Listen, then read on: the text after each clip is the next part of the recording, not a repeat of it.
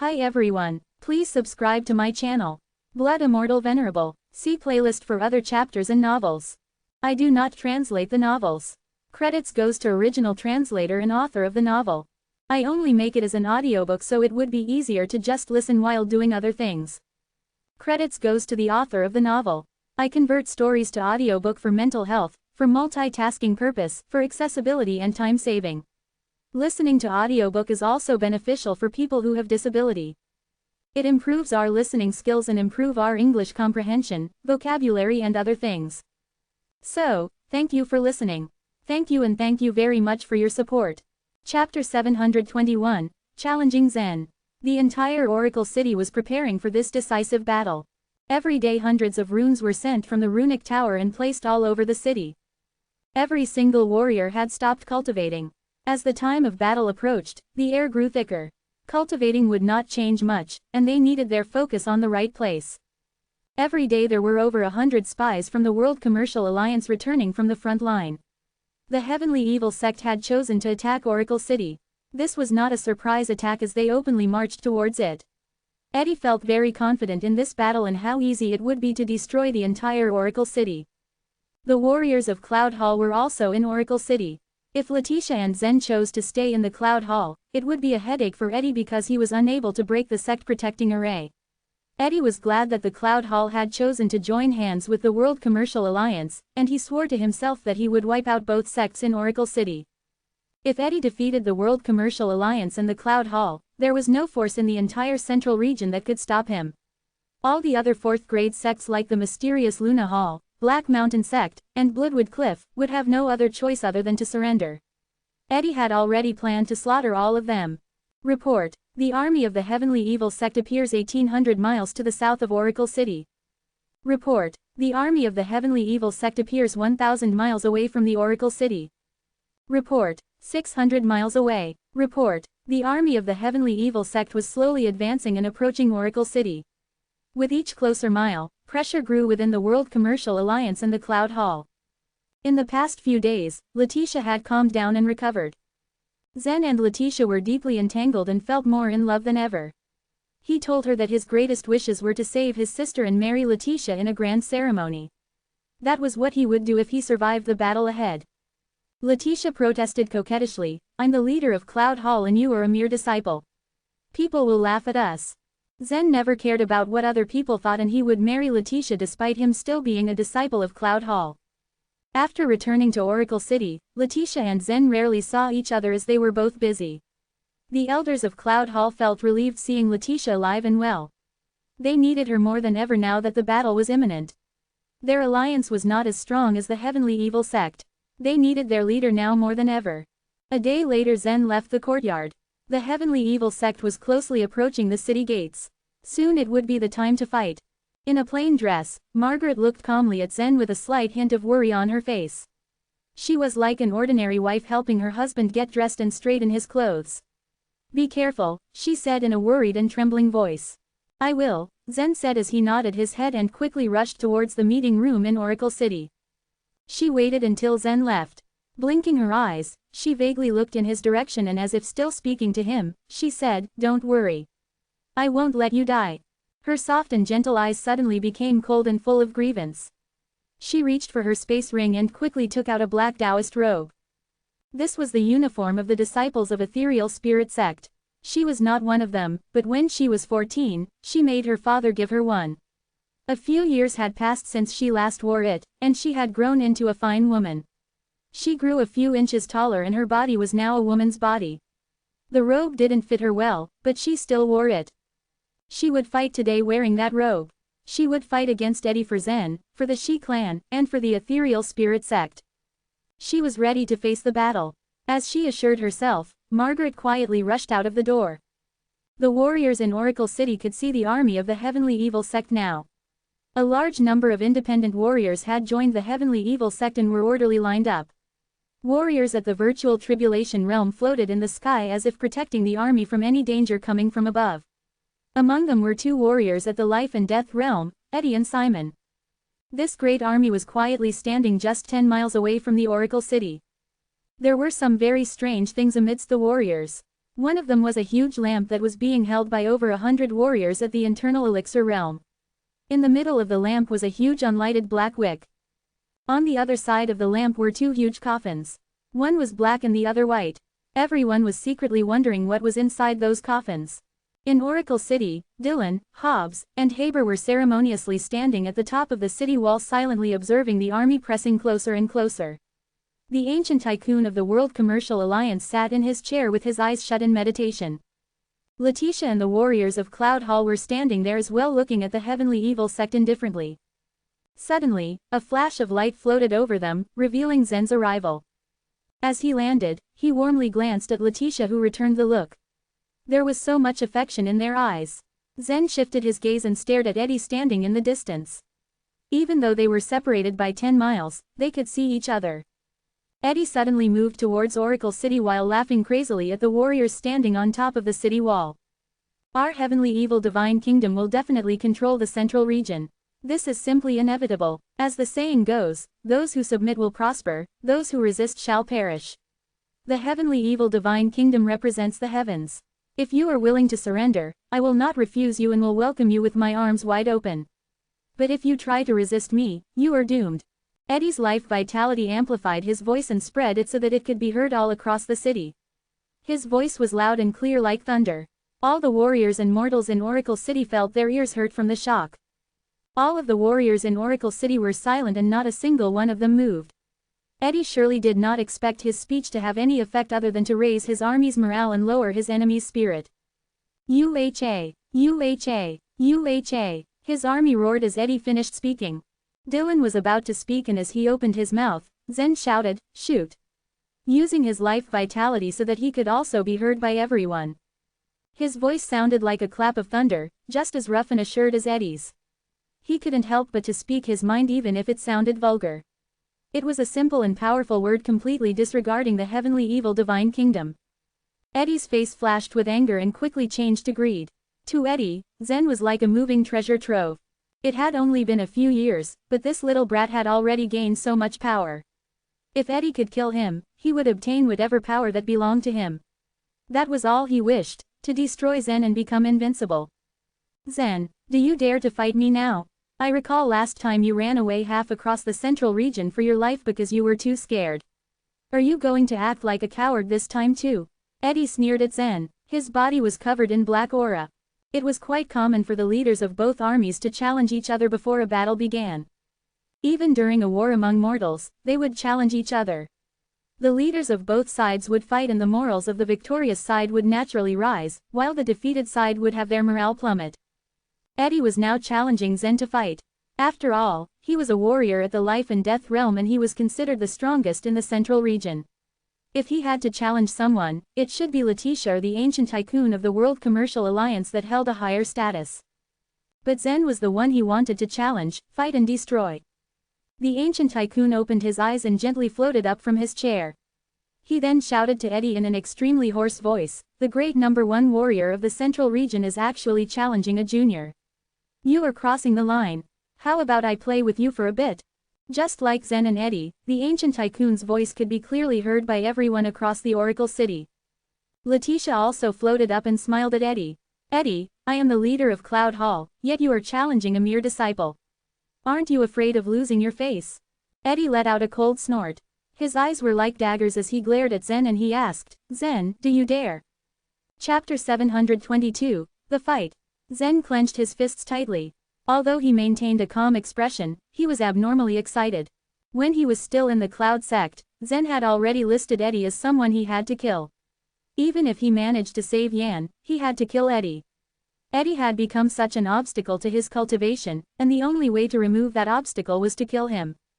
He had waited for so long, and finally, the day had come. Zen moved quickly on his feet and stood on the edge of the city wall. As silently as an owl approaching its prey, he slowly floated towards the outside of the city wall. The more excited he was, the calmer his expression became. Seeing Zen leave the city wall, Letitia called out, "Zen, are you really willing to accept the challenge?" Zen turned back and smiled at her. "Don't worry," he said reassuringly, a bright smile on his face. "But," Letitia furrowed her brows and was about to speak when Zen suddenly said, "Don't worry, Tia. I will not die. I will come back safe and sound and marry you. His voice was not loud, but many warriors of Cloud Hall were able to hear what he said clearly. Saint Morphans and a few other elders who knew of their situation couldn't help but have a knowing smile on their faces. As for the warriors at the internal elixir realm who knew nothing, such as Roche and Louis, surprise colored their faces. Louis' eyes were wide open as he nudged Roche with his elbow. Roche, did you hear what I heard? He asked in utter disbelief. Roche's eyes were closed, fresh blood slowly seeping out of them. He had been using his sword eye to accumulate the power of the heavens over the past 2 days. Only by doing so would he be able to unleash the full might of his sword eye. Is it strange? He replied, a slight smile on his lips. Of course, it is really strange, Louis replied in a hushed tone, evidently scandalized by how Roche was treating the whole thing as if it was normal. Roche chuckled and shook his head. Then, he explained, it's not strange at all for Zen to do something like this. As for Letitia, the moment she heard what Zen said in front of everyone, her face suddenly flushed red. Zen already had his head turned towards where Eddie was. While his face was calm, his eyes were filled with determination. Using his life vitality, he said slowly and clearly, 2 years ago when I was still at the illuminating soul realm, I warned you that you would only be spared if you let go of Yan. Unfortunately, you didn't grab that opportunity. Now your chance is gone. With that, Zen slowly drew out his sword from his space ring, and it started emitting a faint light. With the impressive sword fully in his hand, he waved it gently, and suddenly, a sword hum was transmitted. The hum was very soft and pleasant to hear. It's a top-grade sacred weapon. Dylan suddenly shouted as his eyes widened in surprise. Where did Zen get a top-grade sacred weapon? There is no top-grade sacred weapon in the central region, and no weapon refiner has ever forged one. Where did he get it from? While most people would not recognize that Zen's sword was a top-grade sacred weapon, Dylan and the other mighty warriors could tell what it was right away. As Zen had already accepted Eddie's challenge, an intense battle would undoubtedly take place. As the outcome of this fight would decide who would win and who would lose this war, Dylan decided that he had to keep everyone's morale up. One way was to tell everyone how they had an upper hand with Zen's top-grade sacred weapon. Ha ha, Eddie burst out in laughter. Zen, I've always known that you got a smart mouth since we met 2 years ago. I didn't expect that even after all these years, you still haven't grown up and come into contact with reality. You are still so glib-tongued. I'll remind you, in case you forgot, in a fight between warriors, one does not need to rely on one's mouth. Rather, it is based on one's own strength. Zen looked at Eddie and took a deep breath. Faint glow of 2 different colors appeared on the surface of his body. They intertwined and enveloped his whole body, making it look like he had a special luster on him. Hey, everyone, look. 2 stars have appeared in the sky. It's daytime now. How can there be stars? Those 2 stars seem to be shining down on Zen. How is he able to borrow the power of the stars? Obviously, stars wouldn't just disappear during daytime. Because of the intense light from the sun, their lights were temporarily outshone, and so they went out of sight. However, after Zen activated the stellar body, the lights from the purple star and the orange star suddenly increased tenfold, becoming brighter than the sun, which made them noticeable to everyone, even though the sun was still out. Their lights then shot towards Zen, who was light years away. After his stellar body was fully realized, Zen said coldly, "You're right. Then let me show you my strength." After Eddie noticed the glow on Zen's body, a look of surprise became evident on his face. He began to frown, but soon enough, it was replaced by a face full of caution. Indeed, Zen's cultivation method awed Eddie like no other. Since ancient times, stars had always been a mysterious existence to humans. Even if they suspended all their beliefs in order to visualize the power stars held, it would still be a difficult feat to achieve. Even a glimpse to what they were capable of doing was impossible to achieve. Who would blame humans though, with the distance stars had from them? How would they be able to imagine such a thing? But here was Zen, able to absorb the power of the stars. How? What kind of cultivation method is this? Eddie thought, beads of sweat appearing on his forehead. Eddie took out his nameless saber cautiously. Previously, it was considered as the best among all the low-grade sacred weapons in the central region. If he would fight anyone, he would undoubtedly use it. However, when one compared it to Zen's weapon, Eddie's looked incredibly shabby. Zen had a top-grade sacred weapon. In terms of value, since such a weapon didn't exist in the central region, no one knew just how many low-grade sacred weapons one would be able to exchange for it. Zen once again waved his sword, not saying another word. With a flash, the forceful energy within his body shot out as he turned into a beam of light and shot towards Eddie, who was a few miles away. The warriors at the illuminating soul realm only saw 2 streaks of light. With their speed, it only took a fraction of a second for the two of them to collide. The 2 streaks then bounced off each other, as if they were magnets pulling each other together, then being torn apart again and again. Even if the visions of the warriors at the internal elixir realm were slightly better, they were still unable to see the movements of the battling warriors. They, however, were able to distinguish the difference between the 2 opposing forces. The warriors at the virtual tribulation realm from both sides, however, revealed nervous expressions. This battle was too important for the both of them. Owen's eyes were fixed at the action happening in the distance. His face was filled with excitement. Compared to the others, what he was feeling was more complicated.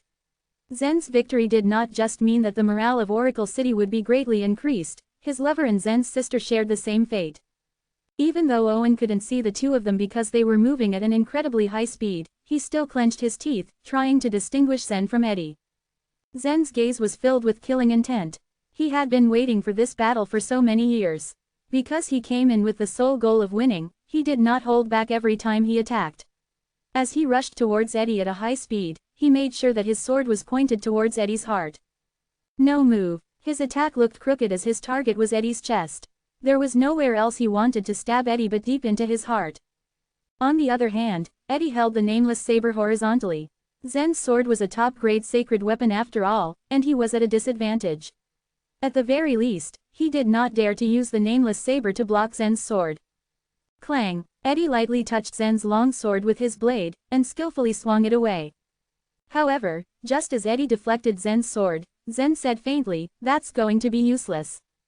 His sword tip drew a circle in the air, and it continued to stab at Eddie's chest like a shadow.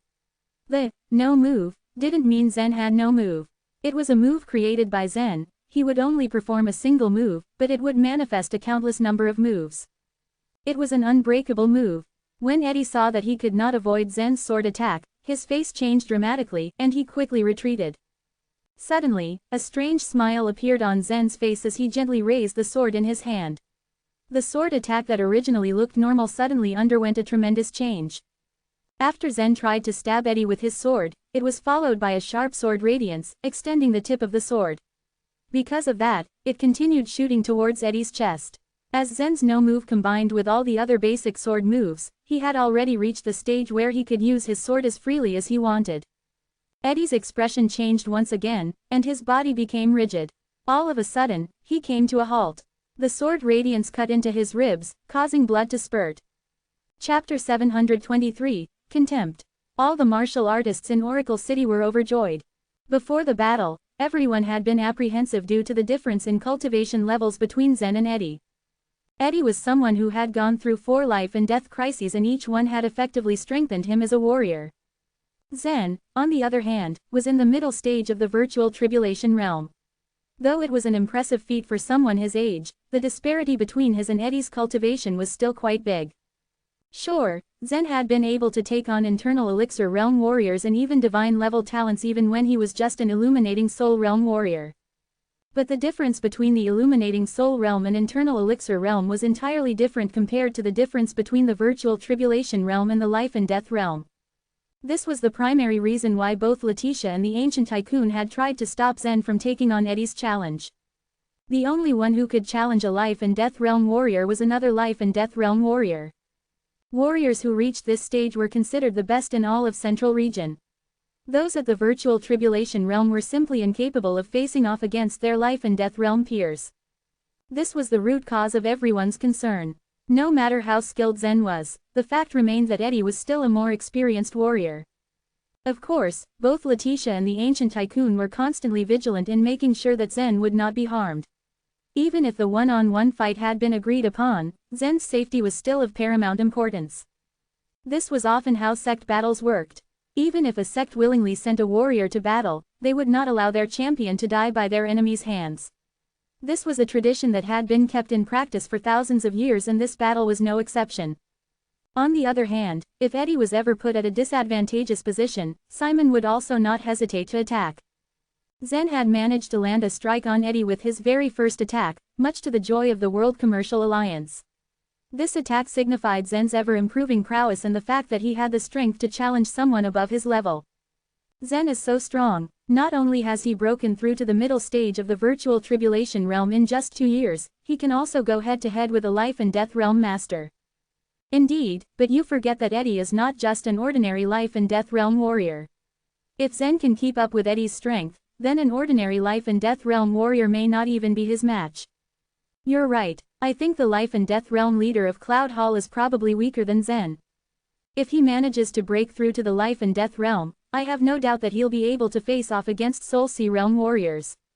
Letitia agreed on the part where she was probably weaker than Zen, but she wasn't too sure about the rest. Simon continued to watch calmly on the side. The wounds Zen had inflicted upon Eddie couldn't even be considered as a proper injury to the life and death realm master. However, this did not mean that the heavenly evil divine kingdom could rest easy. Eddie's too careless. This may not end well, Simon thought to himself. It was true that he did not want Eddie to get stronger by obtaining another purple power body, which was why he helped Zen back then. However, that did not mean that he wanted Eddie to lose. Simon also had his own plans and ambitions that he would not be able to achieve if Eddie was defeated. Eddie merely touched the wound on his ribs before it healed instantly. He gave Zen a smirk. Not bad, you were actually able to injure me, he remarked. However, you have to do much more than that if you want to bring me down. Zen smiled. It's not just a wound. You'd better be careful, you might have been poisoned. Eddie's expression suddenly fell. Poison was the #1 fear of any warrior. An ordinary poison would not be able to harm Eddie, but Zen was someone who was able to acquire a top-grade sacred weapon, much less a rare, unimaginable poison that could be smeared on his sword. Zen couldn't help but laugh when he saw Eddie's expression. Just kidding, I was just messing with you. Who would have thought that the strongest person in all of Central Region was actually a coward? After his mocking jeers, Zen quickly brandished his sword and rushed towards Eddie.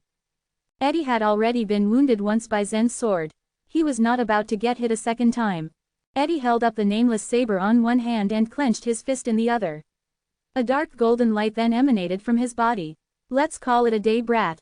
He roared before swinging his fist to the ground. A huge, golden fist appeared from the sky. It was as tall as a city wall and emitted a golden light that made it look as if it was the sun. Most of the people present couldn't even look at it directly. Supreme Emperor Fist. The punch was aimed straight at Zen. An ordinary city wall would leave Zen unscathed, but the strength of Eddie's Supreme Emperor Fist was 1,000 times stronger than one measly wall.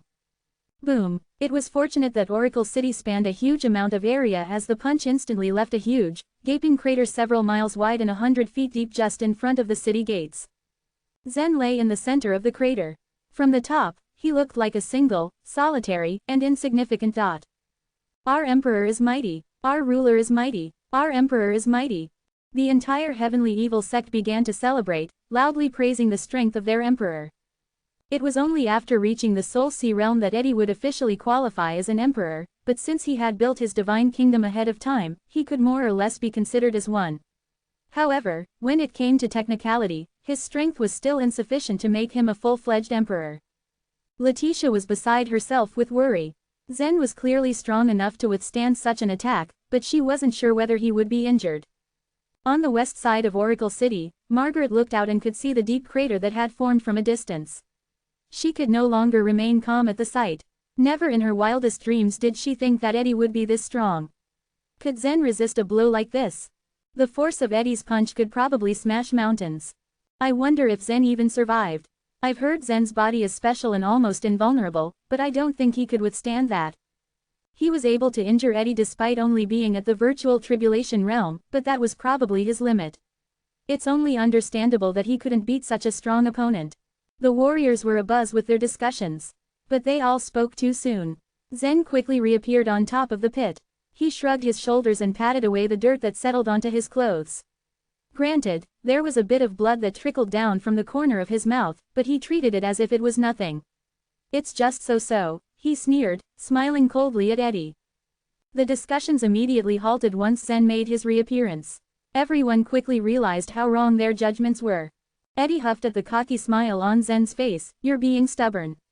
Take this then. Eddie roared and swung down his fists a second time. The giant, golden fist reappeared and quickly rushed down to crush Zen. Zen was faster and wiser this time around. He did not let the fist land on him.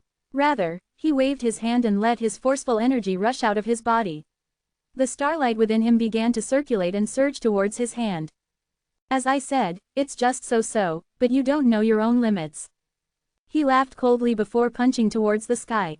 Star shakes the earth. Boom. Zen's body transformed into a blinding ray of light that punched through Eddie's huge, golden fist, shattering it layer by layer. The sight stunned Eddie, and the next thing he knew, Zen was already in front of him. Now it's your turn to go down, Zen murmured as his fist came crashing down. Unlike him, Eddie did not possess an invulnerable body and would be smashed into meat paste if he got hit. Chapter 724, Fiend. Zen did not show any mercy or too much killing intent when he faced Eddie. In order to fight him, Zen had already adjusted his state of mind to be at its best. He looked calm and expressionless, neither happy nor sad. He suddenly threw a punch at his enemy, and the power of the forceful energy and the dragon scales erupted instantly. Compared to Eddie's Supreme Emperor Fist, Zen's punch did not appear to be so powerful, but it was much more deadly and brutal. Just as Zen's fist was about to hit Eddie, a black mist emitted from Eddie's body and enveloped him. Bam! When Zen's fist struck Eddie, it didn't feel like he was hitting a human body. It was as if the punch had landed on a thick cotton pad. The unstoppable fist was like a stone that had fallen into the sea and disappeared without a trace. What's going on? Zen's brow furrowed. The black mist that emerged from Eddie's body was very strange. Last time in the ethereal city, the septuplets of ethereal spirit had utilized the dragon trapping rope, and launched their strongest attack, but it had not caused any damage to Eddie due to this same mist. Now, Zen understood why the septuplets of ethereal spirit had been so shocked back then. But he still remained expressionless. With Eddie, he knew that anything could happen. What he needed to do was to stabilize his state of mind and showcase his might. Thanks to the black mist, Eddie did not seem to be harmed in any way, but Zen did not stop there. A second round of attacks followed. I'll take you down. Bam! Zen grabbed Eddie, who was in the black mist, and released the forceful energy in his body once again, trying to push Eddie down. Boom! Just like that, Zen pushed Eddie all the way down into the big crater. He didn't stop here, he pushed him further into the big crater and kept running. Hundreds of thousands of warriors on both sides witnessed the scene.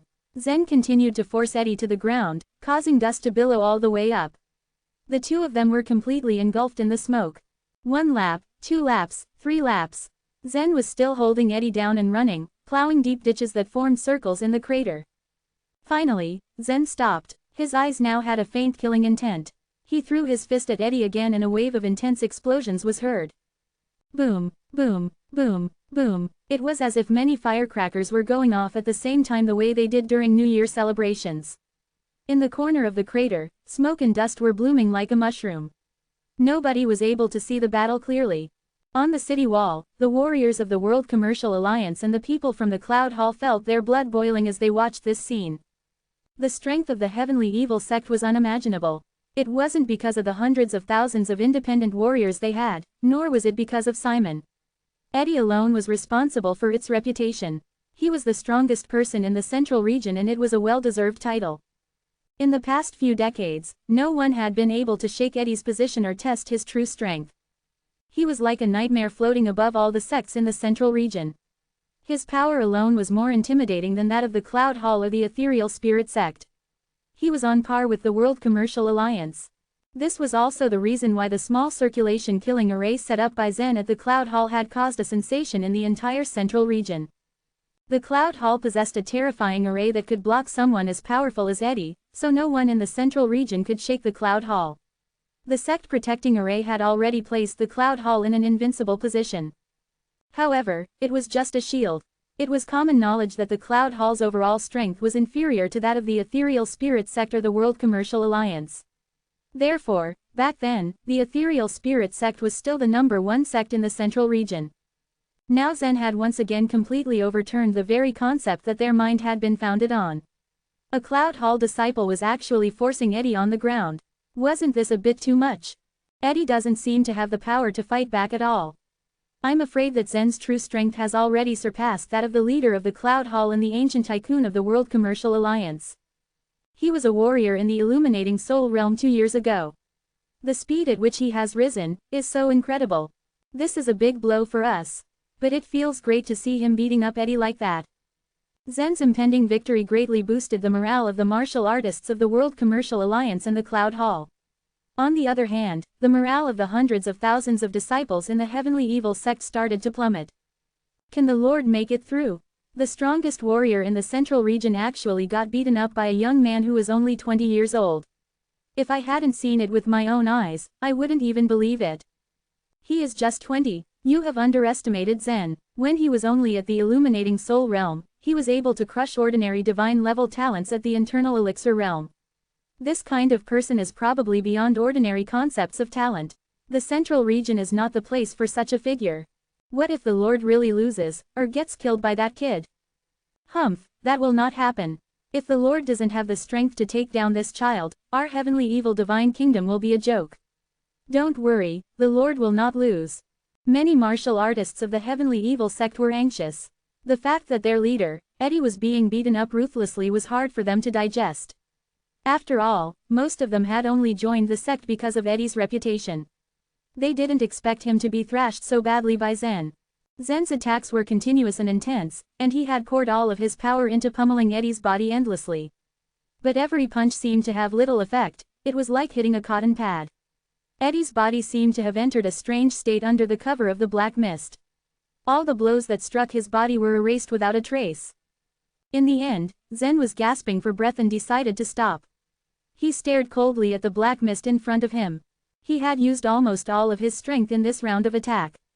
He might have been able to destroy more than 10 enormous mountains using this much strength. But not Eddie. He was still lying motionless on the ground, shrouded in black mist. Ha ha ha ha. Not long after, Eddie's muffled laughter rang out from the black mist. It became louder and louder. Hearing the booming laughter, Letitia's face turned solemn. She shook her head and said, Eddie has not been hurt. He managed to remain unharmed even with such an lethal attack. Wow, his strength is unfathomable. Saint Morphins frowned as he watched the movement below the city walls.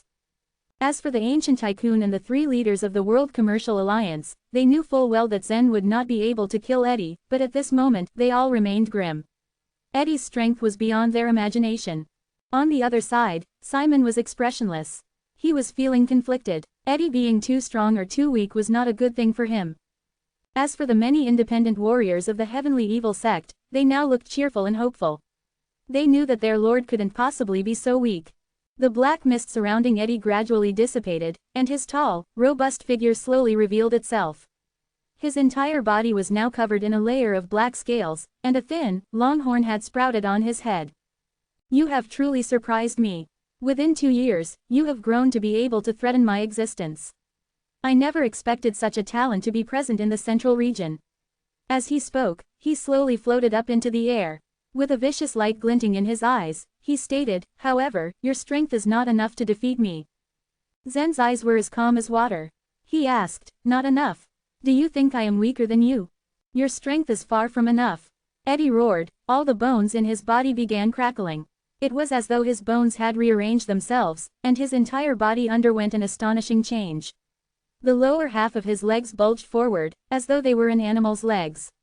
The muscles on his body also started to swell. His entire body had doubled in size. Eddie did not look human anymore. His figure was as large as that of an ogre on the sea god continent.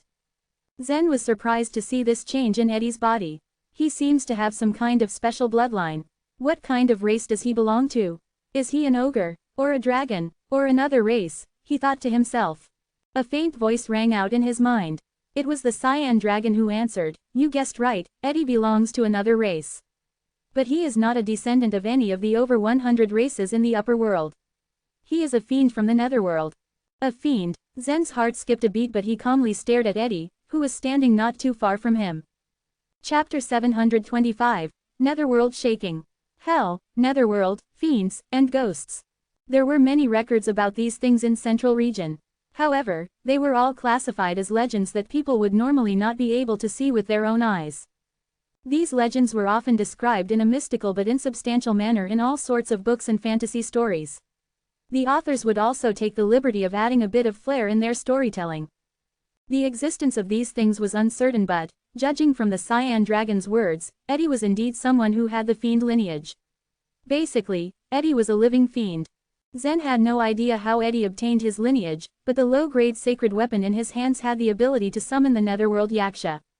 He could more or less deduce that Eddie got it from either his nameless saber or some other method. Nevertheless, he was pretty certain that Eddie he faced right now was even more terrifying than before. Had it been in the past, this new information would have probably affected Zen greatly. However, the current Zen did not care. It did not matter if Eddie was a fiend or some god from the heavens, Zen would fight Eddie to the death if need be. It's not enough. In that case, I can still bring up my full strength. Zen suddenly rushed towards Eddie with a punch loaded with the power of his dragon scales. Bang! Eddie's hand shot out like lightning and blocked Zen's fist just as it was about to swing down on him. None of the life and death realm warriors and war sages could resist Zen's punch. Just one blow of Zen's terrifying strength would be enough to destroy them completely. However, Eddie did not avoid the force of Zen's punch and caught it in his hand. Just as he had blocked Zen's attack, a strange rune appeared in his eyes, the fiend race's symbol. As the fiend bloodline within him was stimulated, an endless amount of fiend energy began to madly circulate within his body. Looking at such a strange pair of eyes sent a chill running down everyone's spine. Even Zen felt a great pressure weighing down upon him, but it was not enough to change his expression. Ha! Eddie sneered as he grabbed Zen's fist and raised it high into the air. Using some momentum, he swung and threw his opponent directly onto the city wall in front of them. As he threw Zen, Eddie's heavy, mountainous body followed closely behind. Letitia's eyes flashed. Unwilling to stand by any longer, she jumped down from the city wall. Action! She shouted. If Zen crashed into the city wall, there was a possibility that it would collapse. Eddie had now taken advantage of this battle and used it as a chance to destroy the city. The warriors on top of the wall shot out one after another upon Letitia's command. Meanwhile, runes had begun to shine on top of the city wall. These had been drawn in the runic tower and were now activated one after another. Most of the runes were defensive while others served to enhance a warrior's speed, strength, and life vitality recovery speed. The battle had now truly begun. The moment the Oracle City's warriors rushed out, the warriors of the Heavenly Evil sect were also quick to take action. Under Simon's command, a small unit of independent warriors began to steadily advance. The warriors moved in certain, specific ways. Those in the Illuminating Soul realm moved around 10 to 20 feet above the ground, those in the Internal Elixir realm around 100 feet above the ground, while those in the Virtual Tribulation realm maintained around 340 feet above the ground. This was the same strategy they had devised and used back in the Riverwave City. The strength gathered by over 10,000 independent warriors in each array was equal to that of a life and death realm master. Over 100,000 independent warriors formed a dozen square arrays in the battlefield, which meant that the Heavenly Evil sect had an organized strength equal to that of more than 10 life and death realm masters. Both sides were on the brink of war, all while Zen was being hurled towards the city wall at an extremely fast rate. However, just before his body could hit the wall, a white figure flashed and floated beside him. Letitia was going to catch him. She knew that the impact would be more than what she could handle. They would crash into the wall together. Seeing this, Zen quickly turned his body so that Letitia was in front of him before slamming into the city wall. Boom! The collision left a gaping hole in the wall and many of the runes that had strengthened the defenses flickered and faded away. Most importantly, Eddie was just right behind them. A cold and sinister smile appeared on Eddie's face. He exuded a domineering aura that made it feel as if he was a sovereign king of the world as he rushed into the Oracle City. Go to perdition, Zen! Supreme Earth Emperor Fist. A mountain-like fist condensed into the air. This one was even bigger and more solid than the previous Supreme Emperor Fist, and it was fast swinging down towards Zen and Letitia. Zen had turned over to block the fist, but Letitia stopped him. Let me do it. She gently waved her hands and summoned a cold, white mist that slowed down Eddie's shining, golden fist. Just before it could hit them, the mist effectively slowed its descent to the point that it stopped in midair. Letitia's figure flashed and struck towards the fist with her halberd. Boom! Her strike immediately dissolved the massive fist. Ha! Eddie laughed, seemingly not caring at all. Letitia, it seems your strength has also advanced. If you surrender now, I'll consider letting you marry the crown prince of our heavenly evil divine kingdom. Back then, Zen had managed to injure Eddie's son's warrior spirit. Although Eddie had helped his son, Eden, recover. Eden could never be the same again. Eddie knew that his son wanted Letitia to be his woman, and it would be a great help if he could make her become his son's wife. You haven't established your divine kingdom yet, but you already have a crown prince. Are you talking about your useless son? Zen remarked coldly. Eddie grinned. My son. Useless. Ah, you're about to become a dead man, Zen. Letitia gave Eddie a sickeningly sweet smile. I'm afraid I can't marry your crown prince. You'd have better luck finding someone else. She then waved her hand and summoned ice thorns measuring over 1,000 feet in length. A slight flick of her wrist had the thorns shooting towards Eddie. Insignificant. Eddie snorted. He had dared to barge into Oracle City alone, so he was confident that he could defeat everyone there. His fist emitted a great amount of light as it shattered Letitia's ice thorns one by one into shimmering pieces. I'm afraid I'll have to kill such a beautiful woman without mercy today. He then waved his hand as his life vitality surged out of his body like a tidal wave. He once again held his nameless saber and pointed it at Letitia. A wave of danger and worry plunged Zen's heart into a panic. Get out of the way. He grabbed her by the hand and ran away as fast as he could. However, there was a faint, evil grin on Eddie's face as his nameless saber began to follow Letitia. You can't dodge this, Letitia. You will die today. Don't worry. Zen will follow you soon. The weapon in his hand shook in Eddie's hand as if something appeared into this world and entered the nameless saber. That thing was extremely special. It only appeared for a mere 3 seconds, but it was enough to stun all the warriors, mortals, and peerless masters of Oracle City into silence. Even those in the middle of a fight stopped with the feeling that they would die if they didn't. There was a sense of instinctive fear that had washed over everyone so suddenly. Even Zen and Letitia felt it. It was as if a strange little monster had grabbed their hearts and squeezed them. Just what was hiding inside that nameless saber? How terrifying was Eddie's attack? There was no time to guess. Eddie's target right now was Letitia, and Zen made it his top priority to escape with her. Netherworld shaking, Eddie screamed and swung the nameless saber towards Letitia. Chapter 726, The Life and Death Wind. Just as Eddie was about to flourish his saber, another wave of significant power emerged from the top of the city walls, followed by an aged voice. Eddie, it's me you're going to face. If a man had lived for 1,000 years, he was to become a legend. The one who spoke was the ancient tycoon, the pillar of the World Commercial Alliance. In the entirety of the central region, he was the only one who was over 1,000 years old. For a long time, the ancient tycoon had been holding back. However, at that particularly critical moment, he decided to make his move. It was the perfect time to do so. 2 years ago, only he had the capability to defeat Eddie.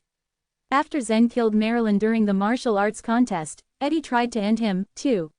Letitia, along with the 3 leaders of the World Commercial Alliance and Imogen, couldn't stop Eddie. It was only the ancient tycoon who could.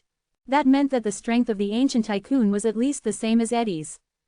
The ancient tycoon brought his hands together, his wrinkled skin twitching. He then reached out a withered palm towards Eddie, covering his face. However, before he could even attack, Eddie surprised him by saying, "Old man, I have disliked you for a long time. But for you, I might have killed Zen 2 years ago. Since you have a death wish, I will grant it for you." Originally, Eddie had planned to use the netherworld shaking on Letitia, but he had a new target now. He swung his nameless saber towards the ancient tycoon. Whir! A bright yellow-colored wind came out of Eddie's saber, sweeping across the ancient tycoon. The moment the yellow gust of wind left the nameless saber, that distinct feeling immediately spread out. All the living beings inside and outside Oracle City were all captured by fear at the same time. None of them dared to move, and they all held their breaths. Quickly, Zen pulled Letitia to retreat with him. Even if he didn't want to let the ancient tycoon fight Eddie on his own, the safety of Letitia was more important for him. As they went their way, he asked, "Cyan Dragon, what exactly is that thing? Why is it that terrifying?" Before the Cyan Dragon could even reply, the wind had already swept towards the ancient tycoon. The wind didn't seem to be that strong at all. It was almost as if it was only a gentle breeze and only caused the hem of the ancient tycoon's robe to move a little. Immediately afterwards, the eyes of the ancient tycoon lost all their color, and he fell silently to the ground. He was lifeless. As Zen witnessed what just happened, the expression on his face drastically changed. In the midst of a fierce battle against his opponent, Dylan roared out in anger, "Sir!" Hearing Dylan's loud voice, the faces of Hobbs and Haber darkened. Not in a million years did they think that the ancient tycoon wouldn't stand a chance against Eddie. The three of them were all promoted by the ancient tycoon. Their affection towards the old man and each other was special, so seeing the ancient tycoon like that was gut-wrenching for them. Don't worry, you'll meet him again, for I'll send all of you to the netherworld. Eddie sneered. Turning around, his eyes landed on both Zen and Letitia. He raised the nameless saber once again, and immediately, another unique kind of power came into sight. It's your turn now. The hearts of Letitia and Zen both sank. It was obvious how Eddie's strength was far beyond Zen's imagination. He was able to kill his opponent with just a faint breeze. No one else had ever done that. What technique was that? It was unbelievable. The ancient tycoon was mighty, but he fell just like that. Before he could even make a move, he was instantly slain by Eddie. Even if Letitia had already broken through to the life and death realm, her powers were no match to Eddie's. If Letitia and Zen were to combine both their powers, they were still much weaker than the ancient tycoon. How were they supposed to defeat Eddie? Cyan Dragon, what technique is that? Zen asked anxiously as he continued retreating.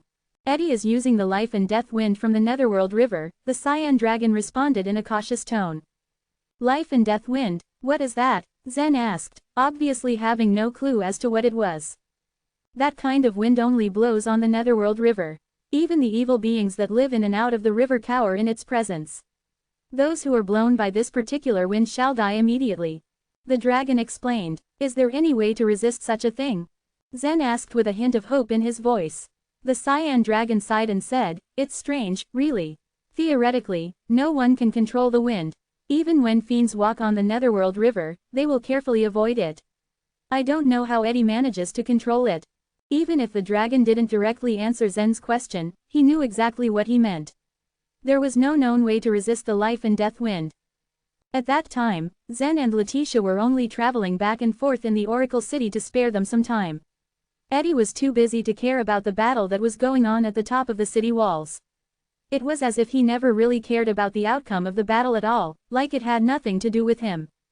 As a matter of fact, his strategy was working. There were only 3 people in the Oracle City that posed a threat to him. Since the ancient tycoon had already been killed, he only had Zen and Letitia to worry about. As long as they were killed, the warriors at the virtual tribulation realm wouldn't have the power to stop him even if he were to lose the battle beside the city walls. With just a snap of his fingers, he could kill all those warriors at the virtual tribulation realm. Even the 3 fat men were nothing to him. Fortunately, the Oracle City itself was extremely vast, and the distance between the 2 parties couldn't close down. At that time, Zen suddenly felt a strong sense of irritation. Indeed, Eddie had been pressing down on him the entire time. Back when Zen was still in the Cloud sect, he already made a huge impact on Zen's warrior spirit. The time Zen spent in Cloud Hall and Oracle City was no exception. Even after Zen's return from the Sea God continent, Eddie continued to come after him. It was that very day when Zen had finally decided to fight Eddie head-on and kill him once and for all. However, the attack that Eddie had displayed suppressed him once again and forced him to take a step back. Even though Zen was mentally prepared and had stabilized his warrior spirit to its limits, he still couldn't help but feel annoyed. Was Eddie really the most unbeatable rival in his life? For Eddie, Zen was also a monumental opponent. Ever since Eddie had become the strongest independent warrior in the central region, not one thing or person could shake his spirit. Zen had repeatedly beaten him up, taken advantage of him, and even made him a laughingstock in the presence of central region warriors. Killing anybody never bothered him one bit because he could do that easily. Zen was the only exception. He planned to delay Zen's death. Letitia felt the impatience that grew inside of Zen, a guy who remained calm at all times. He was obviously getting agitated as the minutes flew. The most important thing for a warrior was to maintain his state of mind, but Letitia knew Zen very well. If at that kind of time he was still able to control his state of mind, then he couldn't possibly be human. As humans were created to have emotions, getting upset from time to time was normal. They just needed to learn how to manage those emotions. Thinking of this, Letitia tilted her body and placed her hand on Zen's robe, covering his chest. At the same time, under the circulation of her life vitality, a wave of ice-cold aura spread out. Calm down, Zen, Letitia said softly. Zen felt a cooling sensation kiss his heart. His beating heart gradually slowed down. His tense face gradually relaxed, and the vexed look on his face disappeared without a trace. You're right, I have to calm down, he responded. One of Zen's prides in life was his positive attitude, but that day, he almost lost it. During the countless dangers that he had encountered, his calmness had always helped him overcome them. He never thought he'd feel such distress because of Eddie. Lavender, Zen called out softly. A speck of red light instantly condensed around Zen. He reached out his hand and a ray of light burst out from his space ring. The middle-grade sacred spear spun around twice before landing in Lavender's hand. Do you want me to kill him? Lavender asked with a smile. No, it's too dangerous. You aren't his match, Zen replied. He shook his head before he continued, but please hold him back. Lavender nodded. No problem, you can count on me. As a sword spirit, Lavender only had one soul attached to her. She didn't have any life force, so naturally, she wasn't threatened by Eddie's life and death wind. Upon Zen's command, she held the long spear and turbulently shot towards Eddie. Chapter 727, Double Star Brilliance. Lavender was Zen's sword spirit. And needless to say, her strength would consequently grow along as Zen gained strength. Most of the martial artists that had just entered the life and death realm wouldn't be a match for her if she would fight alone. However, fighting solitarily against Eddie would be too difficult for her. But of course, the outcome was the one Zen had expected it to be. Lavender wouldn't be able to beat Eddie. And even if she could, he would not let her do it. Zen's goal in life was to reach the peak of martial arts. At the age of 20, he already had a perfect start. He had conquered and stepped into the middle stage of the virtual tribulation realm. However, Eddie had already become his nemesis. If he ought to advance further on the path of martial arts, he had to kill Eddie himself. Otherwise, Eddie would become his mental burden, haunting him in the future. Thus he would not be able to get far on the path of martial arts. More likely, it would be a hindrance for him in reaching the peak of martial arts. Zen found himself in deep concentration. He was contemplating that back when he had returned from the Sea God continent, if he had invited Miguel, or even a powerful master like Amber to personally make a trip to the central region and help him, things would have been simple and he would have already gotten rid of Eddie. He was fully aware that as long as he asked, whether it was Miguel or Amber, they wouldn't refuse him. With their cultivation level in Soul Sea realm, they could easily defeat anyone in the central region. To boot, Amber was a rare talent. She was an outstanding master amongst the warriors at the Soul Sea realm. Even a life and death realm warrior like Eddie would pale in comparison. He wouldn't be able to resist the attacks from these masters. After careful consideration, Zen chose to fight against Eddie himself. Nothing would be more important to him than to clear this barrier with his own hands. And now, the time indeed was the most crucial. At the precise moment when Lavender was able to hamper Eddie, Zen abruptly took Letitia. Then they both whirled around Oracle City before they attempted to rush headlong towards the city wall once again. At this time, the battle between the two sides was already in full swing. The army of the Heavenly Evil sect was quite powerful, but the alliance between the World Commercial Alliance and the Cloud Hall was also a force to be reckoned with, especially the World Commercial Alliance, which was widely known as a sixth-grade sect. Its strength was not something the Cloud Hall could measure up to. On the battlefield, hundreds of giant puppets came into sight. Their bodies, which were as big as mountains, constituted mainly of steel and iron.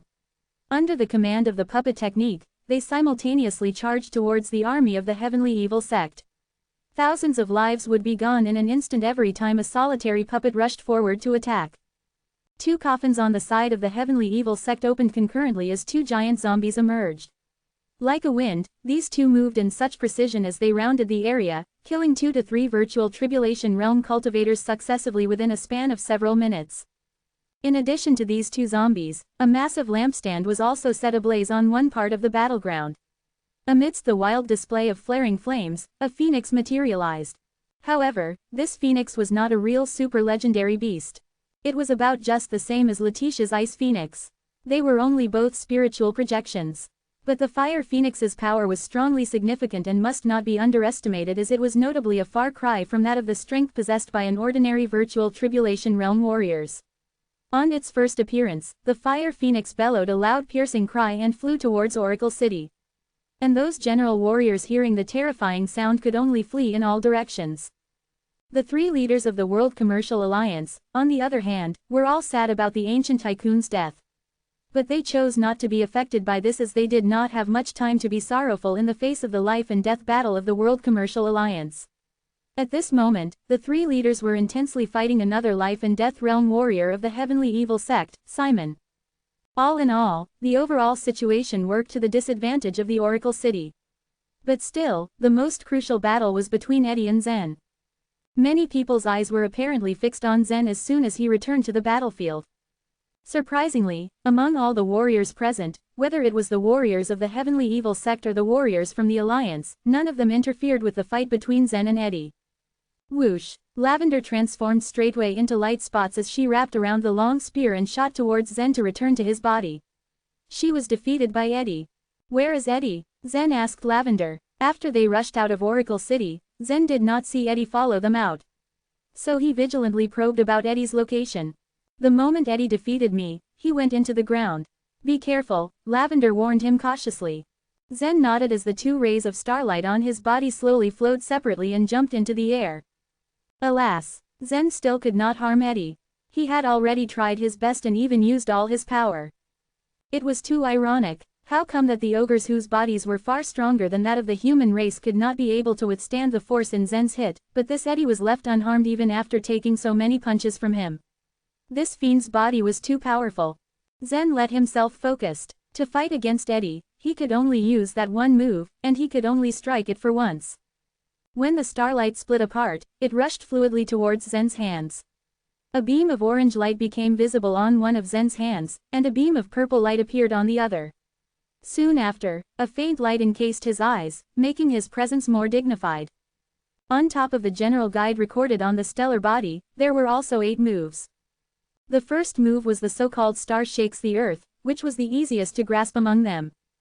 All the cultivator just needed to do was to gather starlight, and then condense it into a fist, then finally aim it to hit the target.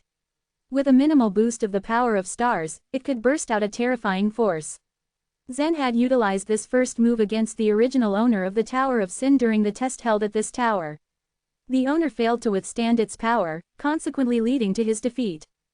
However, at any rate, the first move of the stellar body was useless against Eddie. As stated on the records of the stellar body, practicing the second move would only be possible and commence if and only when the cultivator had already connected with the second star. Luckily for Zen, he had just managed to be connected with the second star a while ago. He had been cultivating in seclusion during this time and was able to comprehend the second move. However, he was not proficient in it yet. He understood that the power of the second move was substantially stronger than that of the first move. And now, he was left with no other choice but to have a try at the second move. Zen gritted his teeth as his body sweated profusely. He stared hard at the ground, wondering which direction Eddie would come out.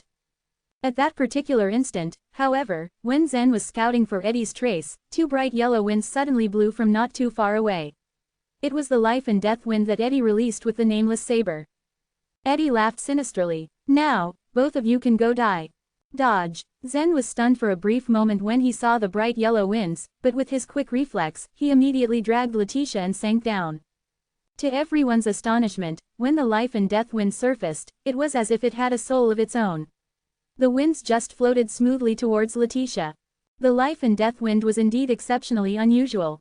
Any living creatures would have feared it instinctively.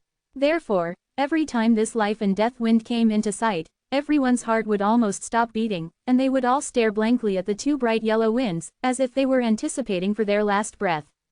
Saint Morphin's face sank, while the expressions of many martial artists in Cloud Hall also became heavy. When the 3 leaders of the World Commercial Alliance caught sight of this, their faces eventually became gloomy. They all thought that even their master was unable to withstand this strange wind and instantly lost his life, then how could Zen and Letitia possibly survive? Simon wore a sneer on his face. Zen is destined to die this time, he thought happily. At that stretch of time, the light in Zen's hands began to flicker in a dazzling shine. He brought his hands together, and the 2 beams of differently colored starlight suddenly merged into one. In that fleeting moment, the entire world underwent a tremendous change. The sky became dark as if night had fallen all of a sudden. Everyone could only see 2 bright stars in the dark sky, one was orange, the other was purple. The 2 stars emitted unusual light, adding radiance and beauty to each other. And these light rays also shone brightly on Zen's hands. "Double star brilliance," Zen calmly stated as he opened up his hands, his face as calm as water. Chapter 728. The law of causality. As a technique of the transcendent divine might, the stellar body was far more difficult to cultivate than other martial skills.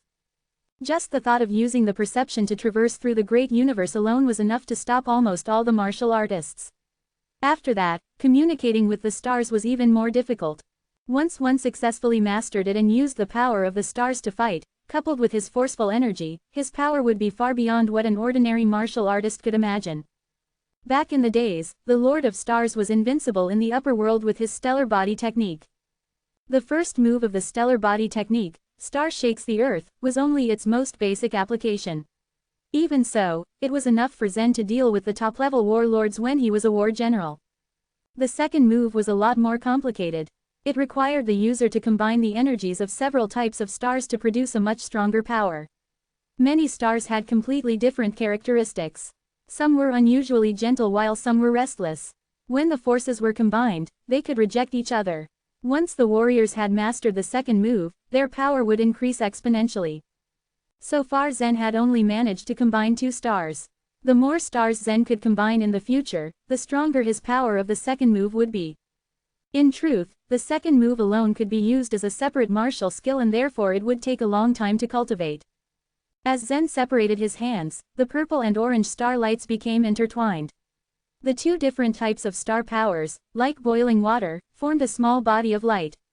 A faint colorful mist was emitting from within and it looked like it could erupt at any moment.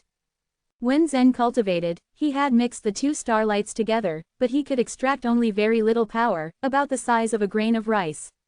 Even then, the power that erupted from it was difficult to imagine. Zen struggled to control it and almost blew himself up several times. Now these 2 types of starlights mixed together and could form a small ball the size of a fist that was constantly boiling. If it exploded in his hands, even if he had his body like a high-grade fairy weapon, he would be turned to ashes in an instant. Overall, the success rate of the double star brilliance was only about 40%. Zen hadn't fully grasped it yet, so this was a great risk for him. Zen carefully stabilized the starlights in his hands. He saw the 2 bright yellow life and death winds slowly approaching him. His eyes flashed and he threw the fist-sized starlight ball at Eddie. Whir! Time started to slow down and even came to a stop. The light in the sky became dimmer and all the fights stopped. Everyone saw the 2 winds easily pass by the ball of light. And how Eddie and Zen exchanged angry looks. Zen feared the life and death wind. He didn't know what it was or what it could do. It didn't seem to possess a great power but a gentle blow could kill everyone.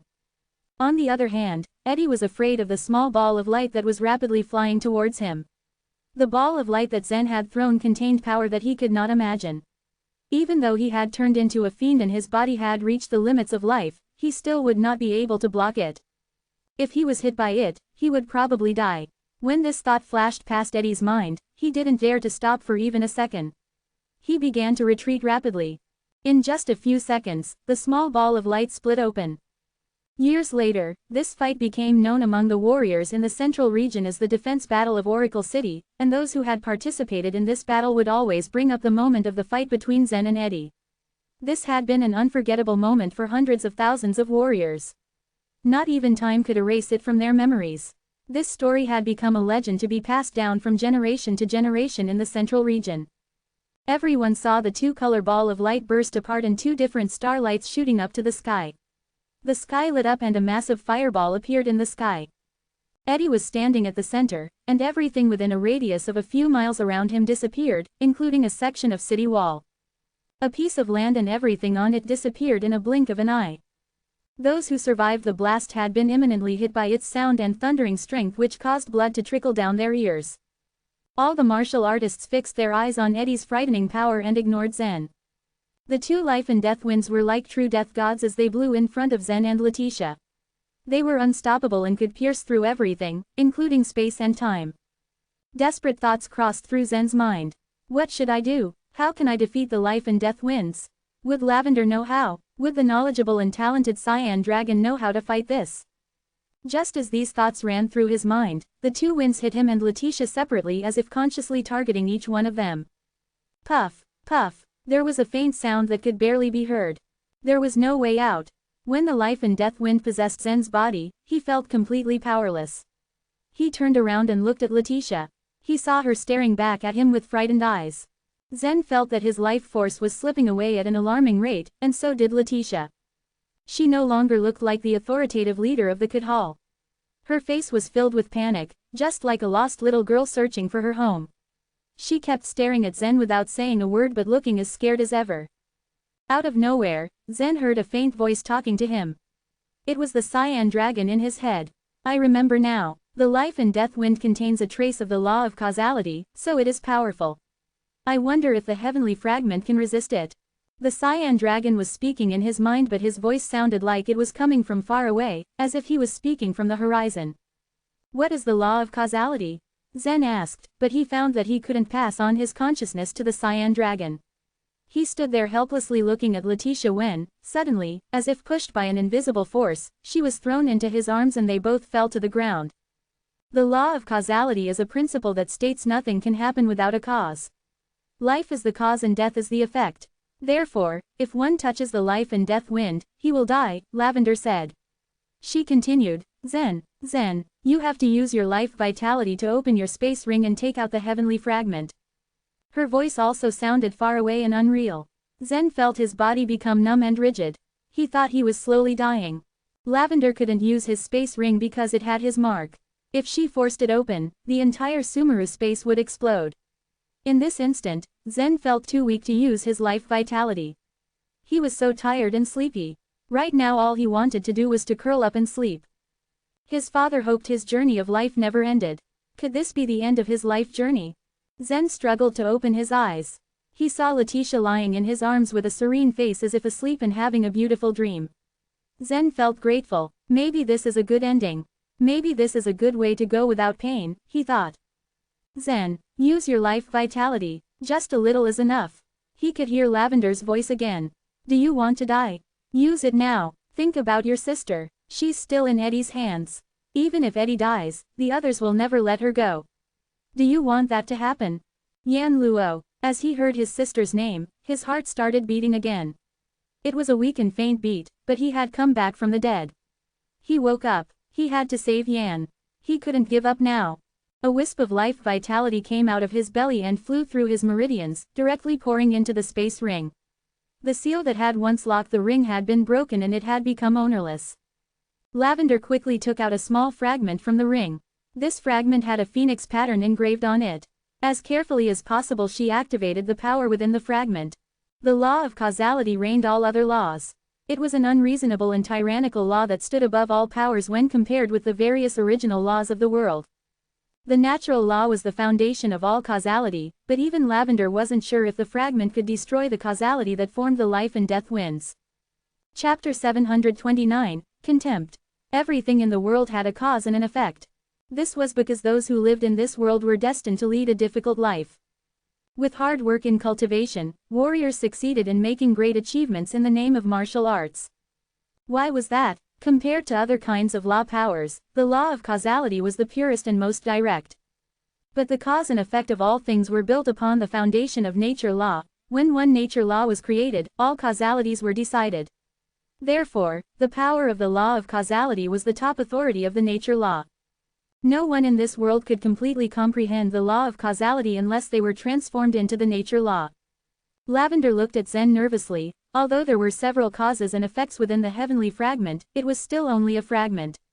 Neither she nor the cyan dragon knew much about the law of causality and the effect of the heavenly fragment. If Zen died, his sword spirit would gradually dissipate, leaving Lavender's last strand of soul alone without support until it dissipated into the air as well. As for the cyan dragon, it would once again be sealed within the mysterious smelting furnace. At this moment, however, everyone's attention wasn't focused on Zen and Letitia, but on Eddie. The power of Zen's first round of attack had already gone beyond what anyone imagined. The power of a middle-stage virtual tribulation realm warrior was even much stronger than that of a life and death realm warrior. Under such an attack, how could Eddie still be alive? As long as Eddie died, Simon would become the sole powerful master in the heavenly evil sect. Because he was a life and death realm warrior, he was a difficult one to deal with. But as the other warriors of the heavenly evil sect were not as powerful, Simon alone wouldn't be able to defeat all his opponents at once. Perhaps the World Commercial Alliance and the Cloud Hall could take an advantageous position during the war when the time came. Eddie's importance was clear to both sides, because only his life and death had a real impact on the situation, and their fights weren't truly meaningful. The two rays of intertwining starlight gradually dissipated in the wind, along with the rocks, dirt, trees, and rubble from the city walls. As the dust thinned in the air, the person lying at the bottom of the huge pit came into view. The body was pitch black, like a completely burnt sweet potato, with charred skin on a motionless body. It's Eddie. Is he dead? He's not moving, he must be dead. It would be impossible for him to survive that attack. The warriors standing by started murmuring among themselves. Many of them on the city wall hoped that he was done for. Eddie's death meant a victory on their part. However, as they stared at the body, Eddie suddenly began moving. The motion shocked all the members of the World Commercial Alliance in Cloud Hall. Their hearts sank as they watched the scene before them. In an instant, Eddie stretched out his limbs and stood from the ground. Even in such a sorry state, Eddie was clearly alive. Just now, Zen's attack was unimaginable. But Eddie was even more astounding, he survived that hit. It's too incredible to be real. Eddie must be unbeatable. How tough can that body be? While the warriors in Oracle City were left upset and dejected, the warriors of the Heavenly Evil sect were high in spirits. They had concrete proof that Eddie was indeed a powerful warrior they could trust. Lord, you're the best. You are the most mighty king. You are our hero. Once again, the independent warriors roared, with the loud and earth-shaking voice. He might be very weak now. I should take this chance. If I strike now, I can kill him. Staring at Eddie who was in the hole, Morphin suddenly rushed toward Eddie. He understood that killing Eddie was the only real way to end this war. Even after surviving such a heavy blow, Eddie was still left weak and injured, and Morphins was certain that Eddie wouldn't be able to fight back any longer. But just as Morphins charged at him, Eddie's sluggish body suddenly turned nimble, his charred arm threw a punch. It took Morphins aback. He couldn't dodge Eddie's attack this time. Bang! The punch knocked Morphins out of the hole, but no one could tell if he was dead or alive. The crowd watched as Eddie's burnt face wore a sinister smile, his mouth wide open. 2 rows of white teeth were visible in his mouth, looking extremely terrifying. We're doomed. Everyone understood that the war between the two forces could end soon. Although Eddie was still standing, suffering from serious injuries, his fighting strength didn't seem to be depleted. What about Zen? And what about Letitia? It was only at this moment that the crowd finally remembered the two. The two of them lay on the ground, sharing an embrace. During Zen and Eddie's battle, the 2 bright yellow winds were still fresh in everyone's mind. The 2 winds weren't destroyed by Zen's attack. They might have already blown over Zen and Letitia. No one knew what the wind actually was, but since it blew that ancient tycoon of the World Commercial Alliance to death, how could Zen and Letitia manage to resist it? The edge of the hole was covered in fine powder. With every step Eddie took heading outside the hole, a cloud of dust blew into the air. The moment he left, he immediately made his way toward Zen and Letitia. Lavender had already activated the heavenly fragment and positioned it beside Zen. Seeing Eddie walk over, she pulled out a long spear out of Zen's space ring and pointed it at the man. Wearing a deadly serious expression, she coldly shouted, "Stop." With a laugh, Eddie continued, "I don't know what you are. Maybe you're Zen's greatest secret. He's dead now. Would you like to come and stay with me?" Ha ha, a contemptuous smile surfaced on Lavender's face. What is that laugh for? Am I not qualified? Soon enough, I'll be the strongest master in the Central Region. The entire Central Region will be under my control. I am the ruler and king here. Eddie's voice thundered as he exclaimed. He spoke not only to Lavender but also to all the warriors present around him. What a joke. How ridiculous, you're just a nobody, an ant in a small central region of the lower world. How dare you be so arrogant? Lavender stared him down with contempt. Even a life and death realm warrior is nothing in my eyes. Back then, with just a millionth of my strength, I could kill you in a single glance. And you want me to stay with you? Do you really think you're qualified for that? Lavender's words stunned the whole crowd. What on earth was the true identity of Zen's sword spirit? She could kill Eddie with just a millionth of her strength. The warriors couldn't tell whether or not Lavender was merely bragging about her strength. Neither did they know of her actual identity. Even Eddie was left stunned by her words. Although he knew the foreign woman had an extraordinary background, he never thought he would hear such words come out of her mouth. Just what level of strength did this woman once have? What kind of force did she come from? Turning to Zen, Eddie muttered, "It's strange. Zen's life vitality is supposed to be completely gone, but he's still alive. With that, he ignored Lavender's spear and made his way to Zen. Seeing Eddie make another move, Lavender didn't hesitate at all. As she shook her long spear, an invisible wave shot right toward Eddie. Poof! Although the power of the spear's strike was just as powerful as Zen's attack, when it stabbed through Eddie's body, it seemed to pierce through the cotton fiber, distorted by some strange power of Eddie. Immediately taking hold of Lavender's long spear, Eddie moved his hand, hitting and breaking Lavender into countless sword spirits which then began gathering within Zen's body. After looking at the scene for a while, Eddie put the spear into his own space ring and continued making his way toward Zen. 100 feet, 50 feet, 30 feet. Eddie's gaze fell on a piece of debris on Zen's chest. His eyes lit up, revealing a peculiar luster. This fragment, while he didn't know the background of the fragment nor how powerful it was, he discovered that Zen's life vitality was sustained by that very fragment. It led him to believe that it wasn't any ordinary thing. Although Eddie could make use of the life and death wind, it didn't mean that he had control over it. In reality, Eddie hadn't even figured out what the law of causality was. He only knew that the life and death wind was truly magical, powerful, and dangerous, and any creature that touched it would come face to face with death. Chapter 730. Margaret summoned the swords. Eddie did not fully understand the principles behind the life and death wind, but that did not mean that he couldn't use it to kill other people. Using the life and death wind had permanent, negative effects on Eddie which subjected him to a considerable amount of risk whenever he used it. It was always a last resort option, but since he needed to win this battle, then he would have no choice but to go all out. The fragment in front of him flickered with a multitude of colors. One glance would be able to tell anyone that this was no ordinary item, and Eddie briefly wondered if this was the big secret Master Wallace had been talking about before. In Eddie's opinion, Zen was a kid who had too many secrets. It would greatly benefit him if he could obtain Zen's secrets, so Zen must be killed as soon as possible. He walked towards the young man with the aim of taking that piece of fragment from him. However, an extremely sharp sword radiance suddenly shot out towards him from outside the city wall. Whoosh! The sword radiance contained an intimidating momentum as it flew through the air. There was no time to react, not even Eddie himself could avoid the sword in time. Swift and sure, it was as if the sword represented the heavens that had come to punish Eddie for his sins. PFF'd. The blade slashed at Eddie's wrist and successfully cut off one of his hands. Meanwhile, a young man atop the city walls collapsed onto the green bricks below. The pressure he had exerted upon himself was evident by the two thick streams of pitch-black blood beside him. Rocher lay on the brick with his sword in his arms.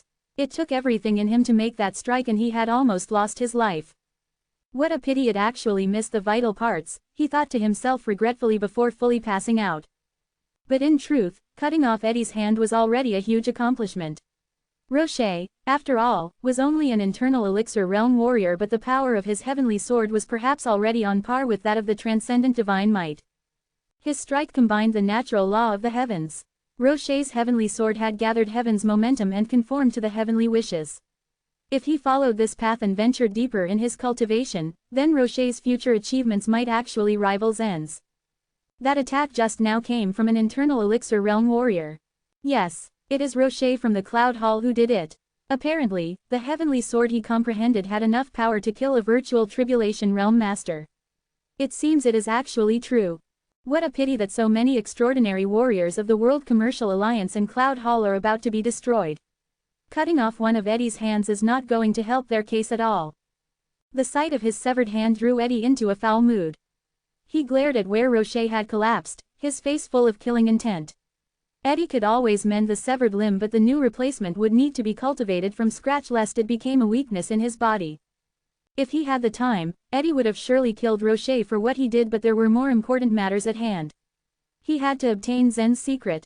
He stretched out his injured limb to stop the blood from flowing and then reached out for the fragment with his other hand. It was at this moment that he felt a shadow pass over his head. Eddie immediately reached out and grabbed what seemed to be a thick and heavy sword. It was a sword that came from the purple power world. Suddenly, the sky opened up as countless gigantic swords rained down upon him, forcing him to retreat. A graceful figure appeared along the edge of the battlefield. Margaret looked like a pure lotus flower with her white robe and snow-white skin. She immediately rushed over to Zen and felt the cold aura that emanated from his body. Her heart dropped to her stomach when she realized that she couldn't feel any signs of life in his body. Eddie had been pushed back several dozen feet by the rain of giant swords, and the sight of this person agitated him. Zen was almost completely dead, but how come so many insignificant people suddenly appeared to protect him? That young man truly had a lucky destiny. Even at the brink of death, he couldn't let Eddie end his life so easily. Margaret did not really know much about what was happening. She couldn't tell that Zen had sustained many injuries, nor did she know what the fragment in his chest was for, or if he was even still alive. She only knew that the person in front of her had been the one to make Zen like this.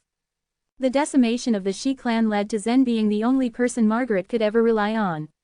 She knew that he did not regard her that highly, and she did not even dare ask him to make her his wife. But she still treated Zen like her husband and thought of him as the only person she could rely on for the rest of her life. Her eyes became cold as she glared at Eddie, who was not far away with killing intent. Eddie returned her gaze indifferently. He would have been interested in her in the past, but she was useless to him now that her virginity energy was gone.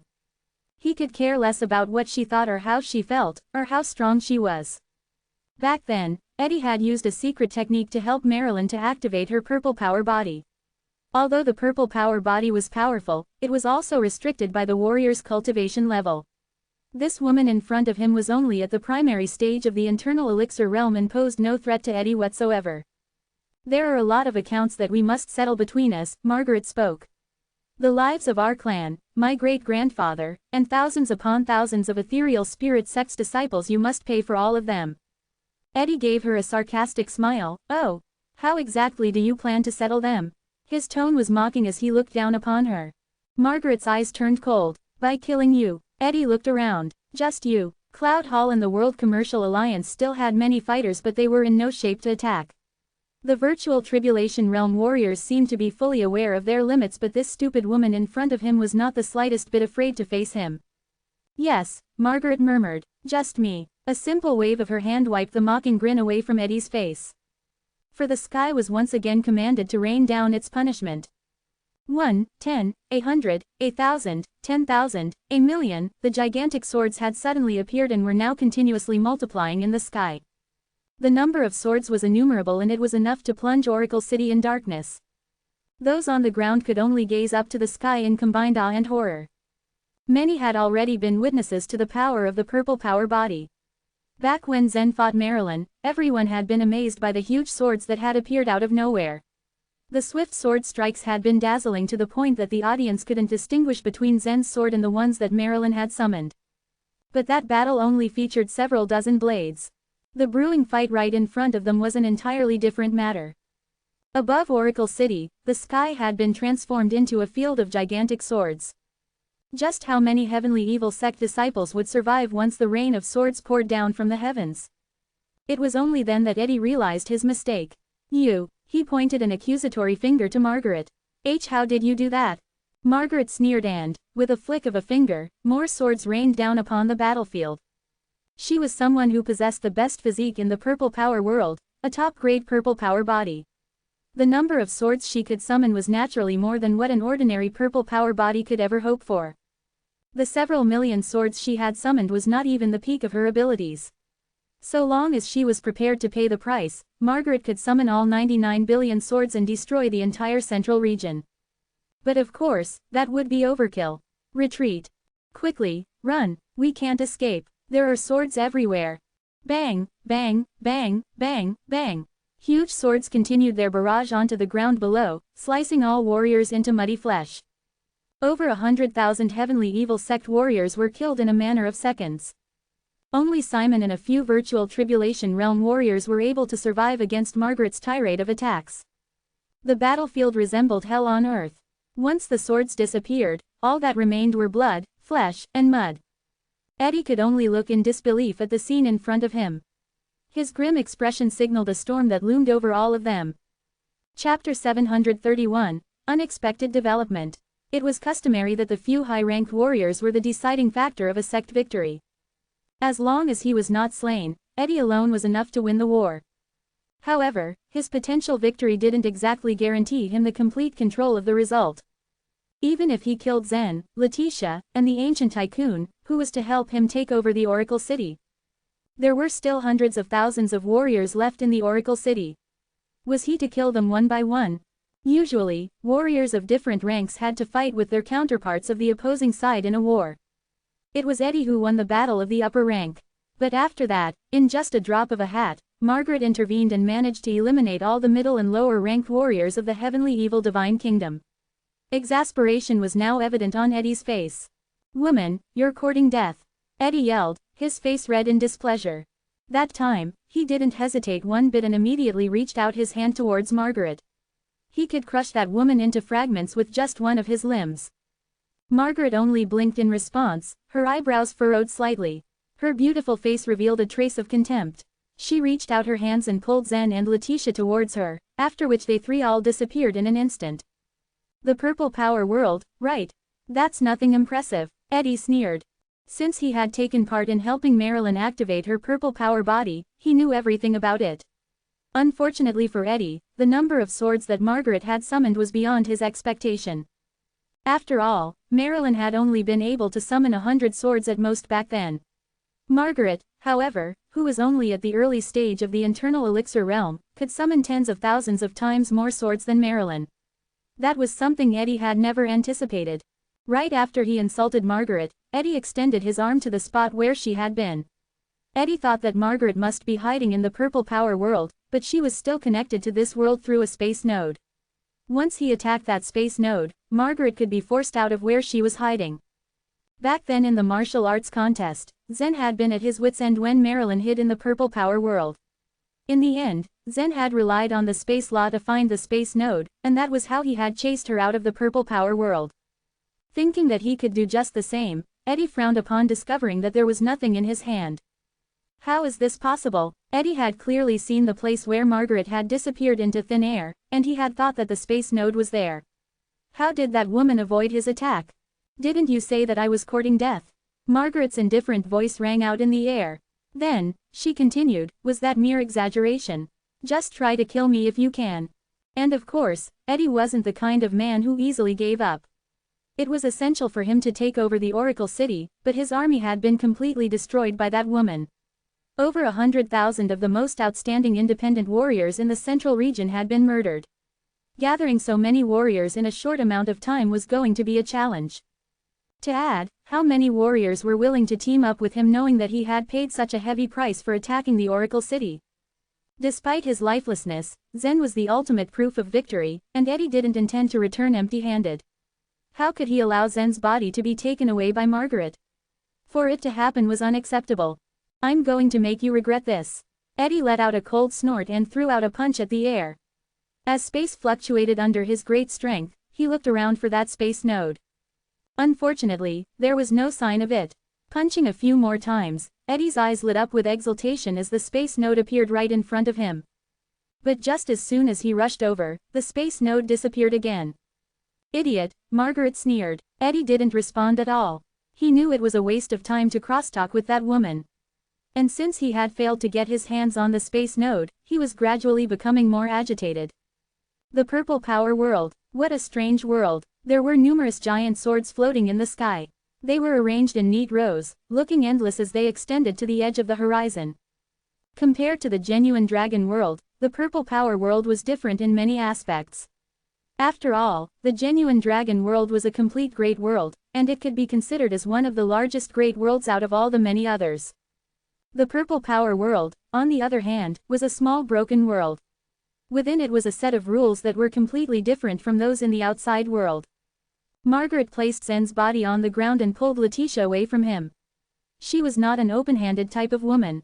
Even though Letitia's and Zen's bodies were both icy cold, Margaret felt intense jealousy growing in her heart when she saw them clutched tightly to each other.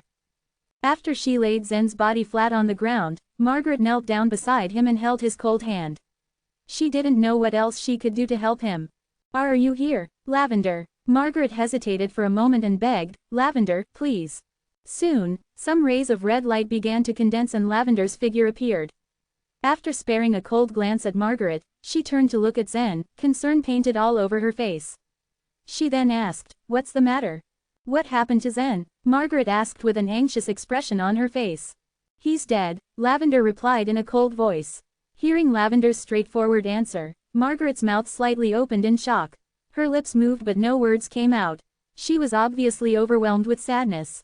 Observing her mournful expression, Lavender suddenly smirked and said, "I was just lying to you. I don't know what will happen to him, either. All that we can do is to wait." Margaret gripped Zen's hand tightly and continued to ask, "Zen won't die, right? Tell me, Lavender." "I'm not sure, but I hope he doesn't die," Lavender replied, shaking her head. The heavenly fragment released a strange light. Even after it was activated, it only released a tiny portion of its power. The heavenly fragment was not a panacea. It had saved Zen's life because the life and death wind contained a law of causality. A law of causality could be unraveled when another law of causality was applied.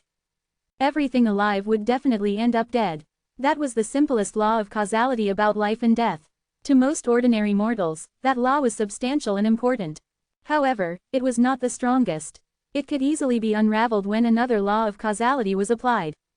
A new life could be born from the dead body. That law was controlled only by the super-legendary beast, the phoenix. Although the phoenix was labeled as such, it wasn't mostly feared for its fighting ability. In comparison, the strength of a genuine phoenix was inferior to a genuine dragon, but the phoenix controlled the law of causality about rebirth. Death was the beginning of their rebirth, so the genuine phoenix was considered an immortal creature. They could only be killed when a stronger law of causality was applied. Compared to all the other laws of causality, it was considered low level. It was luck that could decide Zen's fate. He didn't necessarily have to grasp a law of causality. He could stay alive if he could unravel the law of causality contained in the life and death wind with the help of another law of causality. Faint energy from the heavenly fragment had flowed into Zen's body, and his consciousness had been connecting with that energy. At this time, Zen had been staying in a special state. He was analyzing the information within that energy. The information was too much for Zen to take. A heavenly law had recorded 3.6 billion years of history. In those specific records, one could find all that had happened during the Great Era, the 100,000 great worlds, the heavenly bodies, and the various outlands. Too many things could occur during those years, and not one creature could ever have the capability to record them all. For instance, the world that Zen was in had a historical record of only tens of thousands of years. Any earlier history was completely blank in books. This was only tens of thousands of years, let alone 3.6 billion years. However, the heavenly fragment wasn't the entire heavenly law. Moreover, Zen had only absorbed a tiny bit of the energy it had released. What should I know? Why should I know it? Zen's consciousness muttered to himself. There was no one to guide Zen. Right now, he could not communicate with anyone, including the cyan dragon and Lavender. He could only rely on himself. As he continued to analyze, he gradually felt a sign of emotion contained in the heavenly fragment. The heavenly law has emotions. A strange thought suddenly popped into Zen's mind. Lavender had once told him that it wasn't a fragment of the present heavenly law, but of the previous one. From this small fragment, Zen could feel a hint of helplessness and sorrow.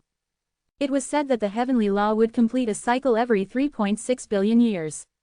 If this was true, why had the previous heavenly law broken into pieces? Who had shattered it and broken it into pieces? That question appeared in Zen's mind as he went on to analyze the power of the heavenly fragment. Chapter 732, Cause and Effect. The heaven also had emotions. Could it be possible that it was originally a manifestation of a living being? It was the ruler of the universe, but how powerful was it really? The myriad of emotions that flooded through Zen made him understand the sheer helplessness the fragment had felt when it broke. He went back to what Lavender had told him. The current heaven was the sky. After the old one had been destroyed, a new heaven had to be established to replace it. Countless warriors, after breaking through to the life and death realm, would encounter life and death crises, namely the small heavenly tribulation and the big heavenly tribulation. Both were coursed through the sky. Once the old heaven had been destroyed, the new one replaced it, but how? These were all still unresolved questions and unfathomable secrets for Zen, but his acquisition of the heavenly fragment meant that everything would unfold in due time. Besides the memories and emotions of the fragment itself, he also found something special. Rows of densely packed characters appeared and mapped themselves in Zen's mind. Each row of characters followed a format. The upper row had golden characters while the lower row was of a darker gold, resembling a question and an answer. These characters were the law of causality recorded in the heavenly fragment, but of course, Zen had no idea what it was at the time being. The first row was the cause, and the second was the effect. This law of causality was the general principle of the universe. If a warrior wanted to cultivate cause and effect, he or she must choose this law that recorded all rules of causality. The seed one planted would grow flowers, plants, or trees. Hard work shall yield a harvest. The cultivation of a special technique would allow a warrior to break through at a certain time. Every living being, be it a simple plant or a mighty warrior, was encompassed by cause and effect, making the law of causality the superior rule of the entire universe. Fire law, water law, time law, and space law could never hold a candle against it since they all belong to the inferior laws. However, one couldn't exist without the other. Both the superior and inferior rules existed side by side and played a part together as the universe accorded. Of course, the rules that had been recorded in the heavenly fragment were from 3.6 billion years ago. The current heaven was the ruler of the sky and had its own rules. A golden light suddenly flared as Zen swept his gaze across the rows of characters. It was as if his consciousness understood what it all meant. The eternal cycle of reincarnation brings immortality. The eternal cycle of reincarnation brings immortality. He repeated the words, unaware of the astonishing changes that were currently happening to his body. Margaret stood by his side. Someone who had created countless miracles shouldn't die so easily, right? As she looked at Zen's unconscious face, she felt her heart sink with regret.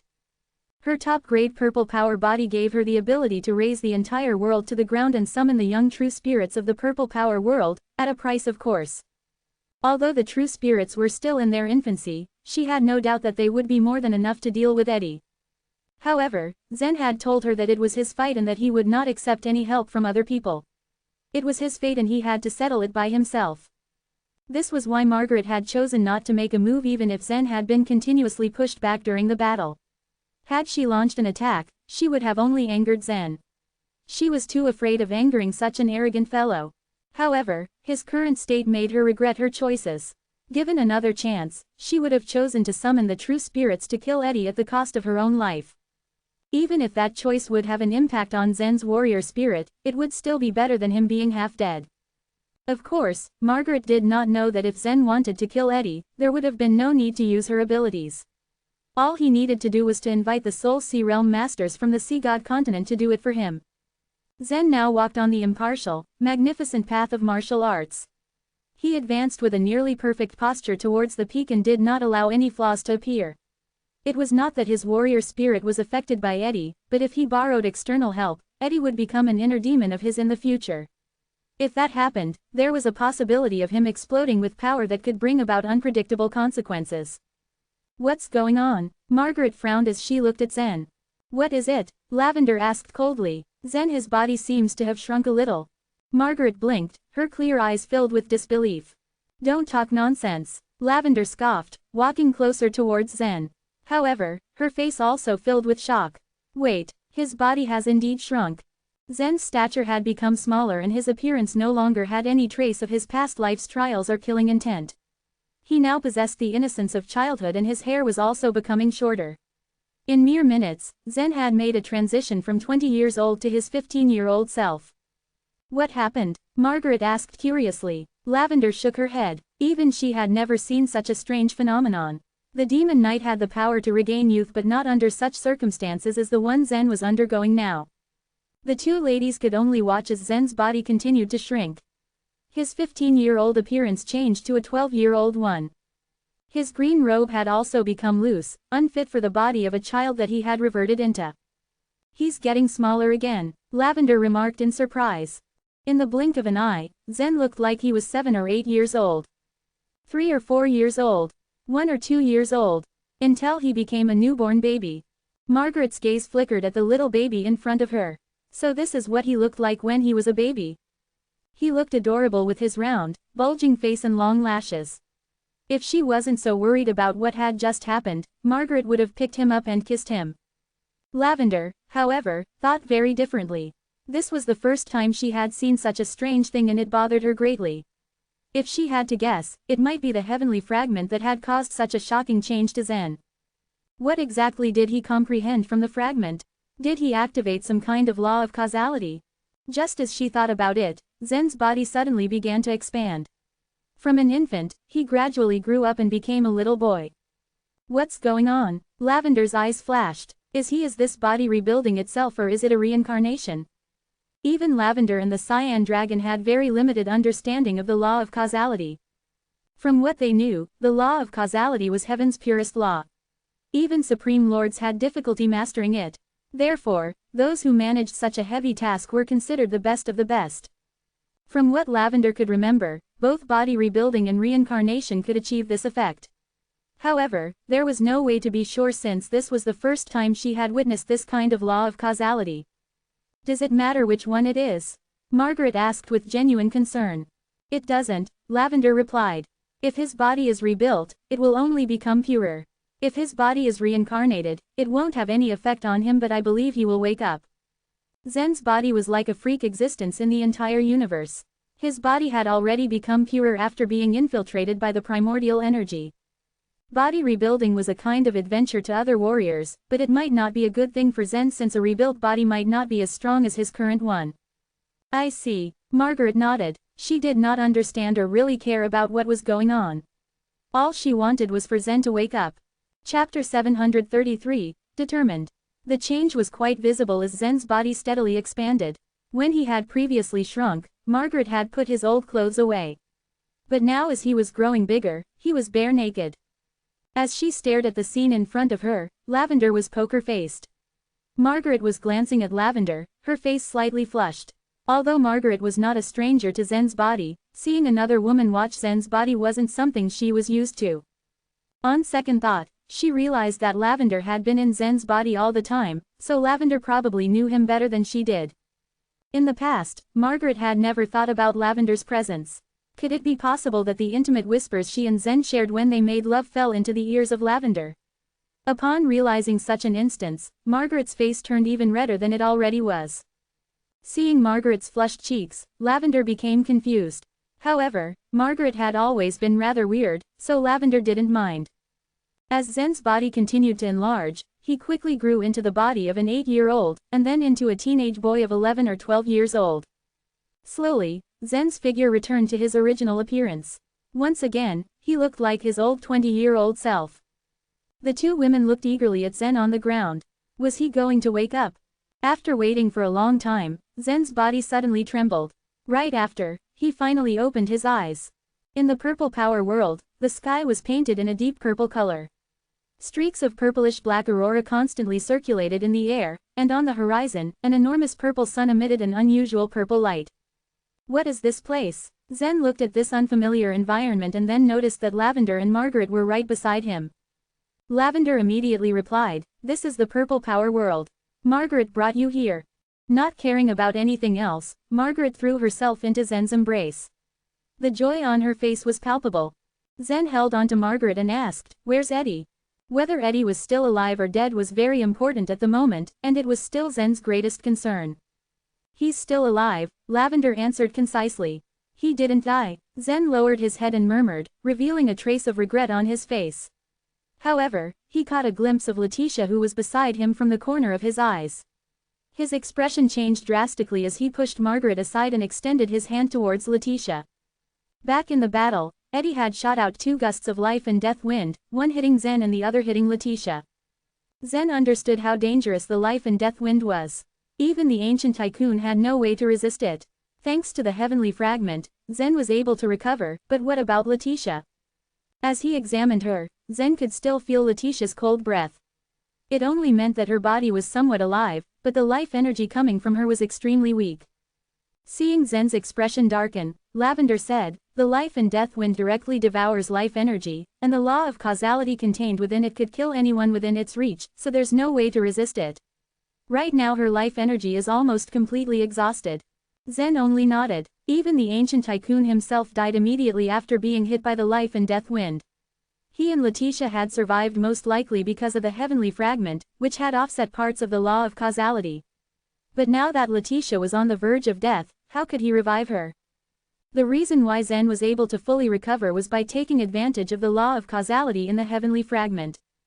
The reincarnation of a physical body made it possible for him to directly jump 20 years of longevity and once again grow to his current state. But what about Letitia? That same question played inside Zen's head over and over again, too. Should he let her comprehend the laws held within the heavenly fragment as well? As he thought of this, Zen didn't hesitate and immediately placed the heavenly fragment on Letitia's chest. The three of them waited in silence for a while, but Letitia didn't have any reaction, and neither did the heavenly fragment. It didn't work. Zen looked at Letitia's peaceful face. Her petite body rested on the ground as if she was only asleep. Zen felt his heart twinge at the sight of her. The other two were also silent. Although Zen didn't say anything, they knew Letitia's place in Zen's heart. There was no way that Zen could let her die like that. Life energy. Lavender, when we went to the heavenly feather sacred place, didn't you obtain the life energy from the holy tree? Zen asked with a glimmer of hope in his eyes. Even if he was unable to wake Letitia up now, as long as he could gather enough life energy, he had a way to save her. Back when Zen and Lavender were in the heavenly feather sacred place, she had absorbed almost all of the holy tree's life energy. If that energy could save Letitia, then he could bring her to the sea god continent. However, Lavender shook her head and said, "It's no use. The life energy of the holy tree is very special, as the tree itself is connected to the hearts and minds of all the members of the Demon Knight. The life energy is only suitable for the members of the Demon Knight, and the other races cannot handle it. If Letitia were a member of the Demon Knight, then what you have suggested might work." Upon hearing Lavender's words, Zen fell silent once again. In just a few seconds, Zen's expression turned murderous. He suddenly stood up and clenched his fist tightly, his veins bulging on the back of his hand. Then, he stated coldly, "I will think of another way. No matter what, I will not let Letitia die. But Eddie, I will definitely kill him. Margaret, bring me back." He was determined to finish his business. Seeing Zen's face boil with fury, Margaret's heart began to beat rapidly. The Zen in front of her now was very different from the Zen she once knew. Despite the sadness in her heart, Margaret only nodded in response. Letitia's current condition had angered Zen beyond belief. If I was in her place, would he have felt the same way? Margaret wondered. Deep inside her, Margaret wasn't very confident that Zen would have reacted that way if it was her instead of Letitia. She had always believed that she would never match up to Letitia's importance to Zen. Meanwhile, Eddie continued to search the surroundings. The people who know you the best would be often your enemies. Eddie also saw Zen as his prime nemesis, so he knew very well how strong Zen's luck was. As long as he didn't kill Zen himself, that brat's luck always favored him. Although countless independent warriors of the heavenly evil sect had already been killed, they amounted to nothing more than cannon fodder. Even if he was now alone, he could still crush the entire Oracle City. Moreover, the heavenly evil sect still had Simon, while the Oracle City didn't have any life and death realm master left. The key issue was to kill Zen, but that woman had actually hidden in the purple power world. He had searched for so long, but he had not been able to find the space node. Every time he made an erroneous move, more trouble came before him. If he had been the first one to take Margaret away, then this matter could not have occurred today, and his lustful demon array could have already been completed. Despite his relentless efforts of chasing them, it was Zen who successfully took Margaret away. It was him who took her virginity energy as well. What Eddie didn't expect was that Margaret had taken such a huge risk just to save Zen's life. It was evident that Zen's luck was much greater than his. The thought of this dejected Eddie. If it wasn't for the chain of cause and effect, he could have already killed Zen, and his disciples of the heavenly evil sect could have avoided the giant sword summoned by Margaret. On top of the city wall, many of the martial artists at the virtual tribulation realm looked at this scene with cold eyes. As for the three leaders of the World Commercial Alliance, they were stalemated by Simon. At that point in time, they were in no mood to fight. In the eyes of the martial artists of the Oracle City, as long as Zen was still alive, then they still had hope. If Zen was truly dead, then everything was over. "I think we should just surrender," a martial artist at Virtual Tribulation Realm said faintly as he sat on top of the broken wall of the Oracle City. "We warriors of the World Commercial Alliance would rather die than submit. Why should we surrender to them?" Apparently, not everyone agreed to such an idea. But facing Eddie, we do not have the strength to fight back. Why waste our lives? It's better to die a hero than live a dishonorable existence. Every martial artist at that moment had a different perspective towards the battle and its outcome. However, the majority of them didn't express their opinions. In their hearts, there was still a tiny bit of hope. At that same time, Eddie noticed a node floating through the air. His face instantly lit up, but a sinister look replaced it not long after. Let me see how you'd survive this time, Zen. Chapter 734. The situation reversed. Everyone was paying close attention to Eddie's movements. So when he spoke, his words broke the hearts of the warriors of Oracle City. They realized that Eddie must have found where Zen was hiding. And this meant that their last sliver of hope would be shattered to bits. Eddie didn't hesitate. He took a step forward, making his fist radiance shine, and as he threw this powerful punch, it hit the space node with a resounding bang. Bang! Eddie's face contorted as his fist hit the space node. A sharp sword suddenly emerged from the space node, instantly shattering Eddie's fist radiance and directly stabbing his fist. Zen had a top-grade sacred weapon in his hand. Even though Eddie's fist was covered with a layer of solid black scales, it wasn't enough to block the sacred weapon's attack. The long sword followed its path through Eddie's fist and pierced his arm. A huge force emanated from the sword, pushing Eddie backwards. The long sword emerged from the space node, followed by Zen's right hand that held it, and then his entire body. Since the nerves of the fingertips are linked with the heart, piercing his fingers left Eddie with a painful expression on his charred face. Rocher's sword had cut off his other hand, making it impossible for him to pull out the sword assaulting his hand. All he could do right now was keep retreating. Zen did not give Eddie a chance to shake the sword off. He firmly held onto the sharp sword and pushed forward. He wanted to use the sword to nail Eddie to the city wall. Margaret was carrying Letitia as she followed Zen out of the space node. It's Zen. He is not dead. I told you so. He has been always lucky. No matter how dangerous the situation is, he can still escape. I really don't know how he recovered this time. It looks like he wasn't hurt at all. The leader of the Cloud Hall is still lying immobile on the ground. Is she dead? A sudden furor of discussion began among the warriors on the walls of Oracle City. They'd been in despair because they thought that there was no one in the central region who could fight Eddie. Zen's double-star brilliance had previously completely convinced them that he was the only one who could come even close to fighting Eddie. And now, Zen had returned, full of vigor and vitality, looking like he hadn't sustained any injuries at all. Kill Eddie, Zen, go for it, Zen, we support you. Zen, I support you. Mentally, Louis shouted at the top of his lungs. Patrick smiled helplessly at this.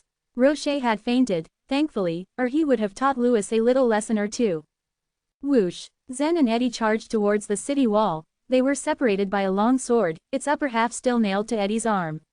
Eddie's blood continued to spill as they ran. You're lucky that even the life and death wind can't kill you. Eddie said coldly. Even he didn't have complete control over the life and death wind. However, today's battle was not only related to the fate of the Cloud Hall and the World Commercial Alliance, but also was crucial in deciding the fate of Eddie and the Heavenly Evil Sect. That was exactly why he had decided to use the life and death wind to deal with Zen. Eddie had never heard of the law of causality, so he couldn't figure out how the life and death wind killed his opponents. He only knew that any creature that the life and death wind blew at would die instantly. And there was absolutely no doubt or exception to this. Even the strongest creatures would avoid the life and death wind since they didn't want to be killed. Eddie had been trying his best to find the space node because he knew that Zen had always been lucky, and Eddie couldn't be at ease if he did not see Zen die with his own eyes. He had believed Zen to be dead. But the result was completely unexpected. It looked like the life and death wind hadn't done any harm to Zen. Eddie was greatly shocked to see Zen looking so energetic. He pretended to be calm, not wanting his opponent to see through him. What kind of weirdo is Zen? Looks like I can't kill him, no matter how hard I try. He thought. He felt a sense of helplessness rising up within him. He had been an independent warrior when he started cultivation, and now that he had risen to establish a divine kingdom, his warrior spirit had become firm as a rock. He was cold-blooded, cruel, decisive, and determined. He would not give up until he had reached his goal. But as he faced Zen, he realized all of a sudden that he had lost all confidence. In a fight between two warriors, especially those with similar strength, the decisive factor was more often than not their willpower. As the saying went, the braver one will win in an inevitable confrontation. Warriors needed to believe in themselves strongly. When Eddie had chased Zen, it had affected Zen's warrior spirit. Letitia had used the icy aura to calm him down, and he had quickly recovered under her consolation and encouragement. But now, who was there to help Eddie? Eddie had made sure to master many methods to deal with Zen. But even though the life and death wind was the enemy of all creatures, it had failed to harm Zen, even in the smallest of ways.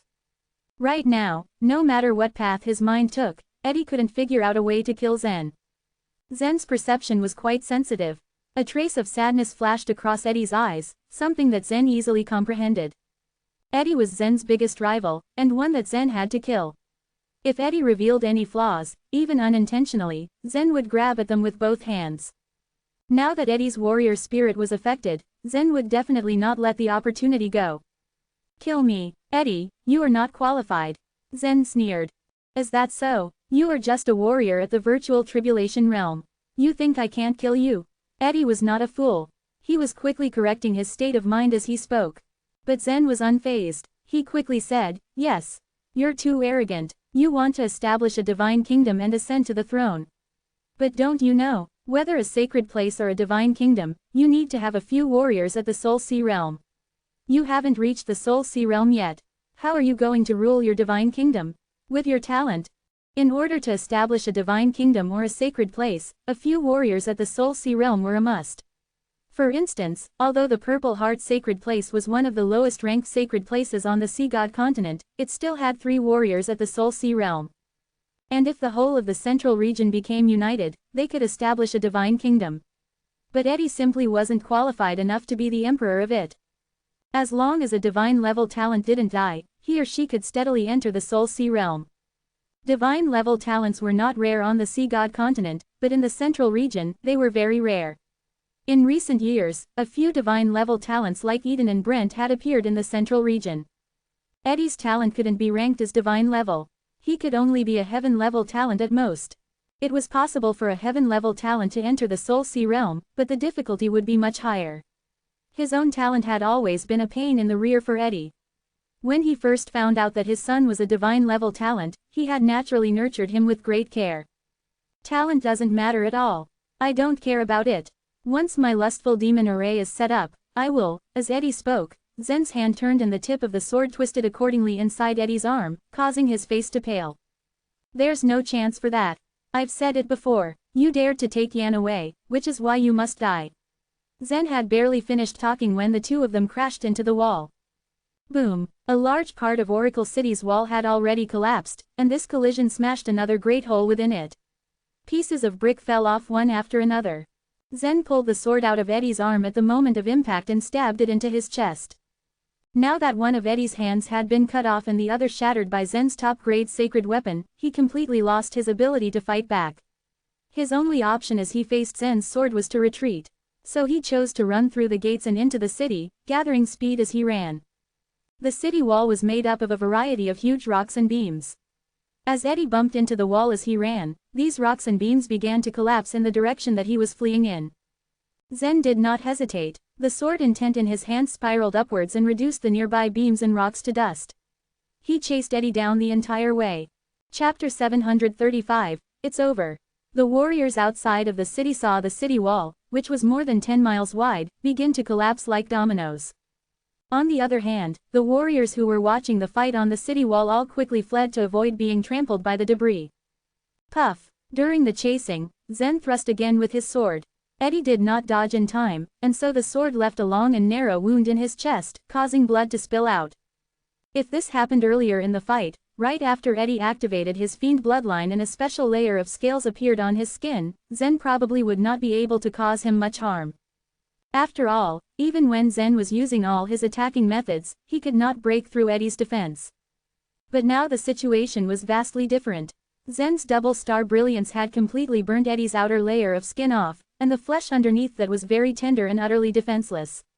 It would take him a long period of time to fully recover and regain his previous defense.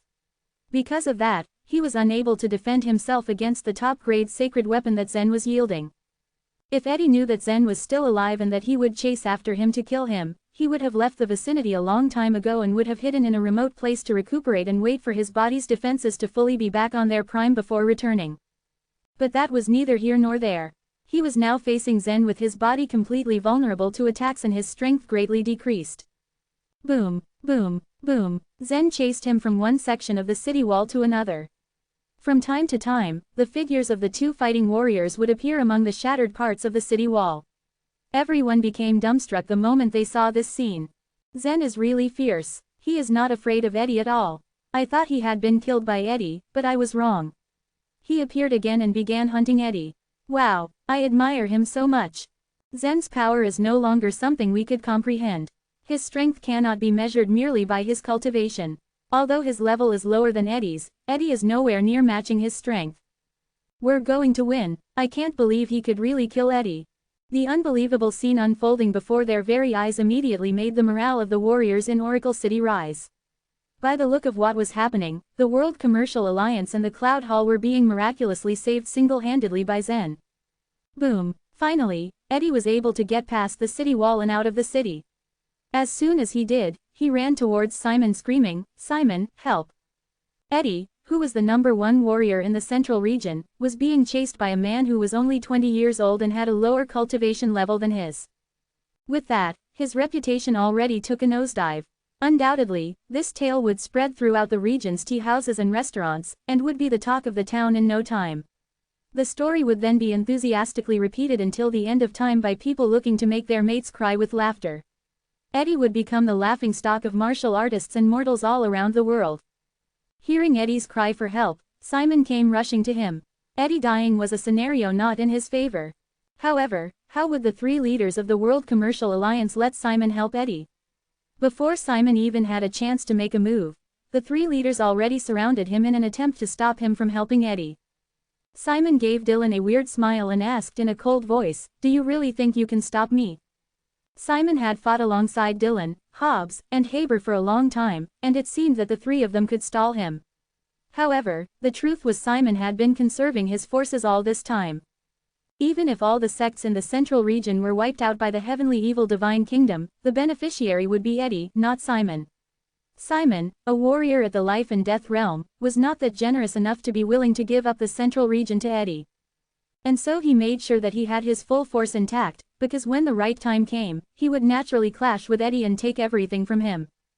But as of that moment, Simon couldn't risk getting Eddie killed. Swish, swish, Simon's lips curved into a sly smile, as streaks of black life vitality suddenly appeared before him and transformed into hundreds of black snakes, flying towards the three leaders of the World Commercial Alliance. The little snakes that appeared and writhed in midair were like real living venomous snakes. They all showed their vicious fangs as they flew towards Dylan and the others. Transforming life vitality into snakes was something that any warrior at nature level could do. All they needed to do was visualize a real snake. Most of the warriors would be able to do so in a lifelike manner. However, the dangers did not solely lie on how they looked. The poison contained within them was something that would put fear in any man's heart. It was only right to name Simon as the Poison King. He had practiced the internal version of the scripture of 5 poisons, and because of it, his skills with poison had greatly improved to a level that he was virtually unmatched when it came to it. With this attack, the level of poison he used was something that ordinary warriors would not be able to bear. The three leaders carefully dodged the black venomous snakes. As they were occupied with that, Simon was able to rush towards Eddie. His body then began to emit multicolored lights to a point that he was basically shining. "Zen, be careful. He's coming. Don't touch Simon," Dylan cried out as he continuously dealt with the black snakes that were swamping him and the others. That was the only thing he could do for Zen at the moment. The brighter the color, the stronger the poison. Zen cast a glance at Simon before returning his gaze to Eddie. To other warriors, Simon's scripture of 5 poisons was most likely a fatal existence. Even Eddie was afraid of it. However, to Zen, it was all useless. He had a top-grade fairy weapons physique, and any kind of poison would not be able to affect him. After Simon waved his hand, a colorful net appeared. It headed towards Zen's direction. Before it could cover him, a fishy smell assaulted his nose. "Let's see if you can survive under my net," Simon shouted as he stared at Zen with an evil grin. This poisonous net was made of 81 kinds of poisonous creatures in the central region, and was refined with the method found in the internal version of the scripture of 5 poisons. Eddie would not dare to be enveloped by such a poisonous net, let alone a warrior at the virtual tribulation realm. Furthermore, according to the internal version of the scripture of 5 poisons, even warriors at the Soul Sea realm would die the moment they were covered by the poisonous net. For this main reason, many warriors were afraid of fighting against warriors cultivating poison skills. As long as one had deadly poisons, he or she would be able to kill any warrior whose cultivation level was significantly much higher. Simon saw the poisonous net cover Zen completely, and by the looks of it, Zen did not fear anything. His gaze never left Eddie, and he did not even spare the poisonous net a single glance. Is this guy crazy? Simon thought, his expression immediately changing. Soon after, a large hole appeared on the poisonous net, and only a portion of it ended up hanging on Zen's body. If you ignore my poisonous net, you will have to pay a painful price. Simon shouted as he stared at Zen. The poison on the net would take effect very quickly and it would spread throughout a warrior's body as his or her life vitality circulated. If everything went right, Zen would live for, at most, 30 seconds. Down, down, down, down, 30 seconds, 60 seconds, 90 seconds. The corner of Simon's mouth started to twitch. Only then did he admit, though unwillingly, that his poisonous net had no effect on Zen at all. What kind of monster is this brat? He thought, fuming with anger. Simon sighed in his heart just as Eddie did when he realized that Zen was no ordinary warrior. After all, he knew that his poisonous net was on par with Eddie's life and death wind. It having no effect on Zen shocked him immensely. Dylan, Hobbs and Haber were still struggling with the snakes, but were closely following what was happening below. All of them had huge smiles on their faces. Zen truly had the ability to stabilize any chaotic situation. Puff! Zen buried his sword into Eddie's back again. Eddie was at the end of his rope, while Zen had just undergone a cycle of reincarnation. The two were completely different in terms of physicality and mentality. As the sword pierced through Eddie's body, Zen's forceful energy burst forth, pushing the sword down harder. It once again pierced through Eddie's chest, pinning him to the ground. Eddie was down, and had a very low chance to get up once again. But how could Eddie be willing to give up? The moment he was nailed to the ground, he was about to jump up, but Zen was already one step ahead. Zen stomped on his chest, pushing him further to the ground. It's over, Zen said as he placed his hand on the hilt of his sword. His stare at Eddie was with finality. Eddie raised his head and looked at Zen, his eyes finally showing signs of panic. This sect war was a sure win for him, and he was so close to establishing his own divine kingdom. But thanks to this little brat, the situation had turned for the worse and over 100,000 independent warriors were all dead. Now, he himself would be killed by Zen. How could Eddie be willing to accept his failure? Just then, a strange smile suddenly appeared on Eddie's lips. It's over, ha ha, it's still far away from over. Quote. Chapter 736, Victory. Zen stared calmly but coldly at Eddie. He knew from the beginning that this fight wouldn't be easy and that Eddie would not give in without a fight. Sooner or later the central region will be wiped out by the York Divine Kingdom. Ha ha ha ha ha. Eddie laughed hysterically and his voice was sinister. His charred face looked like the face of a monster. He reached out his trembling hands to fetch the 8-diagram mirror from his space ring and with fierce strength he threw it at Zen, who casually blocked and pushed the 8-diagram mirror to the side. The 8-diagram mirror fell and rolled a few times on the ground. When it came to a stop, a human figure slowly formed on its broken surface. Everyone was looking at Zen. The battle between Zen and Eddie was what they were most concerned about. They wanted to see what tricks Eddie would use at the end of his resources. A human figure slowly came out of the mirror. It was the figure of a boy that Zen had met before. Zen looked at the little boy coming out of the mirror. With a look of contempt in his face he asked Eddie, "Is this your last resort? Is this all you've got?" "He is a nobody, someone I defeated without difficulty." The boy suddenly spoke up, "Your name is Zen, right?" "So what?" Zen coldly replied. "You were right, last time I lost our fight. We fought in the Melody City and that day I only lost a small part of my soul. Now that the star storm has stopped, you will get what you deserve. This is your end, ha ha ha ha. Soon the whole central region will become my land. And the secret hiding in the depths of your mind will also belong to me." The boy laughed hysterically. That boy that had been defeated by Zen was Master Wallace. Eddie also laughed. "Zen, I advise you to give up.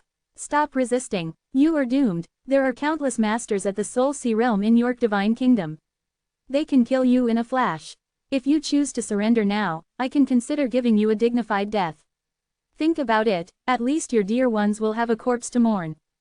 All the warriors in the Oracle City trembled with fear hearing Eddie's and Master Wallace's threats. The central region was in the midst of a crisis and its defeat was imminent. How could they defeat Eddie now? Victory seemed so close and now all hope had vanished. How could they win with a York Divine Kingdom on Eddie's side? And with the masters at the Soul Sea realm. The current strength of warriors in the central region was no match for that of Soul Sea realm masters.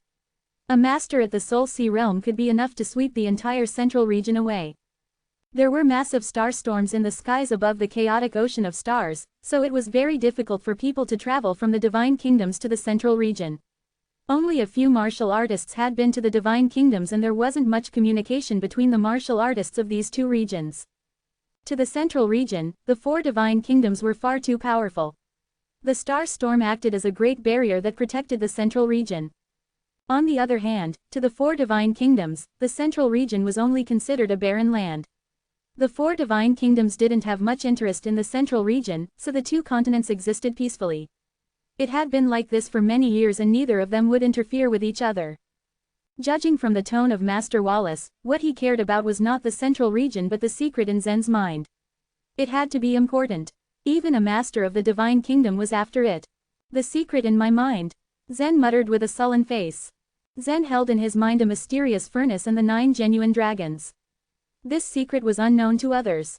The last time Zen fought against the soul of Master Wallace in his mind, he made the cyan dragon devour Master Wallace's soul. He didn't expect that Master Wallace hadn't completely died and had come to know about his secret. Seeing the change in Zen's face, Eddie assumed he was afraid. He said with a sneer, "Have you thought about it? Have you made a decision? If you give me all your secrets without any resistance I will not kill you. I will spare your life." A light flashed in Zen's eyes as he coldly said, "You are a fool if you think I will let you take over my secrets." He then pulled out the sword in his hand. A beam of light shot out from the sword and immediately sliced the 8-diagram mirror into pieces. The image of Master Wallace became blurry and started to disappear. All that could be seen was a weird smile lingering in the air where the figure once stood. The moment Zen drew his sword, Eddie jumped up from the ground. He was the kind of man that would never yield. He would not give up. He would fight until the end. But Zen did not give Eddie a chance and acted quickly. He slashed Eddie with his long sword. The rays coming out of his sword were like silver snakes, entangling Eddie's body and instantly cutting his body into pieces. Eddie's fiendish head rolled on the ground with a surprised gaze. His mouth smiled and moved as if he wanted to say something. No sound came out of it. The beheaded couldn't speak. Zen looked at him until his life energy completely left his body and dissipated in the air. He suddenly felt a sense of relief coming over him. He had finally killed his sworn enemy with his own hands. Since a long time ago when he was at the Cloud Sect, Eddie's shadow had followed him. He was a curse and a burden, making it difficult for Zen to fully dedicate to the marital arts. Now Zen was finally free. He had put stop to it and removed this obstacle. All of the martial artists in Oracle City let out a sigh of relief, despite that the threats of the boy still weighed heavily against them. The battle had finally come to an end and the city was safe. Even after they had won, there was still one problem to deal with: Simon. Simon was floating in the air when he saw Eddie being defeated by Zen. He couldn't believe what was happening. A black life vitality suddenly began to revolve around his body. He transformed into a stream of light and swiftly rushed away, disappearing into thin air. Even though Simon was a master at the life and death realm, he specialized in cultivating poisoning techniques that were incomparably good. Even Eddie, who was stronger than him, wouldn't dare to offend Simon, afraid that he might use poison against him. But now, the problem was that Simon saw with his own eyes that Zen broke through his poisonous net unharmed. Obviously, he hadn't taken his special poisoning skills seriously. Then how could he fight against Zen? This brat is completely immune to poison, Simon thought. And now Eddie was dead. They lost the battle. There was nothing he could do, and that was a sure thing. If he continued to struggle, he would face death. There was no point in fighting Zen. He could never win. It seemed like he was going into hiding and was about to live in exile, pretending to be someone else again. All the remaining virtual tribulation realm warriors of the heavenly evil sect fled and scattered in all directions. Some of them were being chased by the warriors of the Oracle City, but none of the leaders or Zen were going after them. Although Simon was a master at the life and death realm, he was still a lone wolf and did not have a good reputation in the central region. The backbone of the heavenly evil sect was Eddie. Now that the strongest warrior in the central region was dead, the entire heavenly evil sect would vanish. These independent martial artists could only go on living by hiding their identities, otherwise, if they went to any sect, they would be killed. Zen slowly walked towards Letitia. Margaret was there too, holding her sword in her hand. The land around them had been plowed for miles by Margaret's huge swords. The soil was covered with blood and mud. As Zen walked on the muddy ground he left behind red footprints. The sun shone red with the blood below. As the sunglow hit the broken tiles of the Oracle City, every martial artist felt a mixed feeling of sorrow and joy in their hearts. It had been a horrific and costly battle, but they had won in the end. Margaret was overjoyed looking at Zen approaching. She smiled softly. Her smile was gentle and sweet, bringing a feeling of ease to those who looked at her. She reached out her hand, trying to touch Zen's arm, but he slowly avoided her and kept on walking towards Letitia. Margaret's hand hung in the air and she felt heartbroken. She quickly gathered herself and reminded herself who she was. She rolled her bright eyes and followed Zen. She knew that Zen was in a bad mood and that this was not the time to be cranky. Walking up to Letitia, Zen held her body in his arms and flew to the sky. While floating in the air he looked down at the warriors celebrating. The army in the Oracle City did not suffer a great loss when compared to the heavenly evil sect warriors. 1/3 of the several 100,000 martial artists of the Oracle City lost their lives, while almost all of the martial artists in the entire heavenly evil sect were killed by Margaret's giant swords. All of the martial artists had gathered and were happily celebrating. Someone from the crowd suddenly started to cheer, "Zen, the mighty." The sound came out loud and clear. Soon all the martial artists were shouting his name. "Zen, the mighty." Hundreds, thousands, tens of thousands of voices followed. All of the martial artists echoed and roared with their gazes turned to sky looking at Zen. Zen today had become the savior of Oracle City. No, he had become the savior of all of the sects in the central region. The martial artists then used their life vitality to amplify their voices and their cheers could be heard all across the central region. Their people had suffered enough and now was time to celebrate the end of evil. Their roaring cheer for victory was thunderous. They screamed so loud with their life vitality that the sound became terrifying. From now on everyone would fear and respect Zen, the mighty. The common people in the entire Oracle City cheered happily and started to dance at the sound of roar as it drifted away. Zen lowered his head. He stroked Letitia's black hair and softly whispered in her ear, "Tia, can you hear that?" Chapter 737, Life Energy in the Bucket. Zen's heart was filled with sadness as he looked down at Letitia's peaceful, unconscious face. He was a person who could normally keep his emotions in check, but there was no way to hide the sorrow he felt at Letitia's current state. He had emerged victorious in his battle with Eddie, but it came with a terrible price. Most of Letitia's life energy had been taken away and she was now as good as dead. This wasn't something that he could ever have foreseen. The people outside continuously shouted his name and hailed him as their hero, but Zen was in no mood to join in the festivities. He silently ignored the fanfare and flew towards Oracle City. The three leaders of the World Commercial Alliance followed closely behind him. Right now, they were very concerned about what the boy had said to Zen regarding the possibility of the York Divine Kingdom sending their people to the Central Region. If that truly happened, the Central Region would be plunged into the greatest crisis in history. War was not uncommon in the Central Region. In its most chaotic state, the entire continent was made witness to the great sect wars wherein every sect fought for their own, attacking each other relentlessly in hopes of coming out on top. The war that had been started by the Heavenly Evil sect was by no means unprecedented in Central Region's history. However, these sect wars were ultimately internal conflicts. The York Divine Kingdom was an entirely different continent and any battle fought with them could be considered a fight against a potential invader. One Soul Sea Realm Master would be enough to sweep through the entire Central Region. Sure, they had Zen who was unprecedentedly strong, but the fact remained that he was only a warrior at the virtual Tribulation Realm. It would be impossible for him to go up against a Soul Sea Realm Master. If a fight broke out between the Central Region and the York Divine Kingdom, who would rise up as their savior? This was a genuine concern. The star storm in the chaotic ocean of stars had already stopped, meaning that Soul Sea Realm Masters could now easily pass through and reach the Central Region. A crisis loomed on the horizon, but they were powerless to stop it. 3 days later, Zen looked up at the sky silently as he stood in front of the palace's entrance doors. An old man walked out from the palace and sighed with regret once he saw Zen waiting for him. Oracle City was considered the richest in all of Central Region, wherein all famous weapon refiners, alchemists, runic experts and doctors gathered. This old man was an example of a famous expert doctor. His name was Zane Shui and he could be counted as a first-rate, miracle-working healer in the Central Region where famous doctors from all over the world gathered. "How is she?" Zen asked him anxiously. But the expression on Zhang Shui's face was enough to answer Zhen's question. If the Cyan Dragon himself claimed that he couldn't do anything, what more a mere doctor in the central region could do? However, desperation would always trump a person's logic. Despite knowing that it might not work, Zhen could only give Zhang Shui's expertise a try. What Cloud Hall's leader has is not a disease, he declared. Zhang Shui was not someone who knew anything about the law of causality, nor did he know that Letitia was hit by Eddie's life and death wind. Nevertheless, he tried to explain to Zhen his findings according to his own understanding. The life energy in our body has always been constant, right from the very moment we are born and absorb our first bits of energy in our mother's womb. This is why little kids always give the impression of being full of vitality.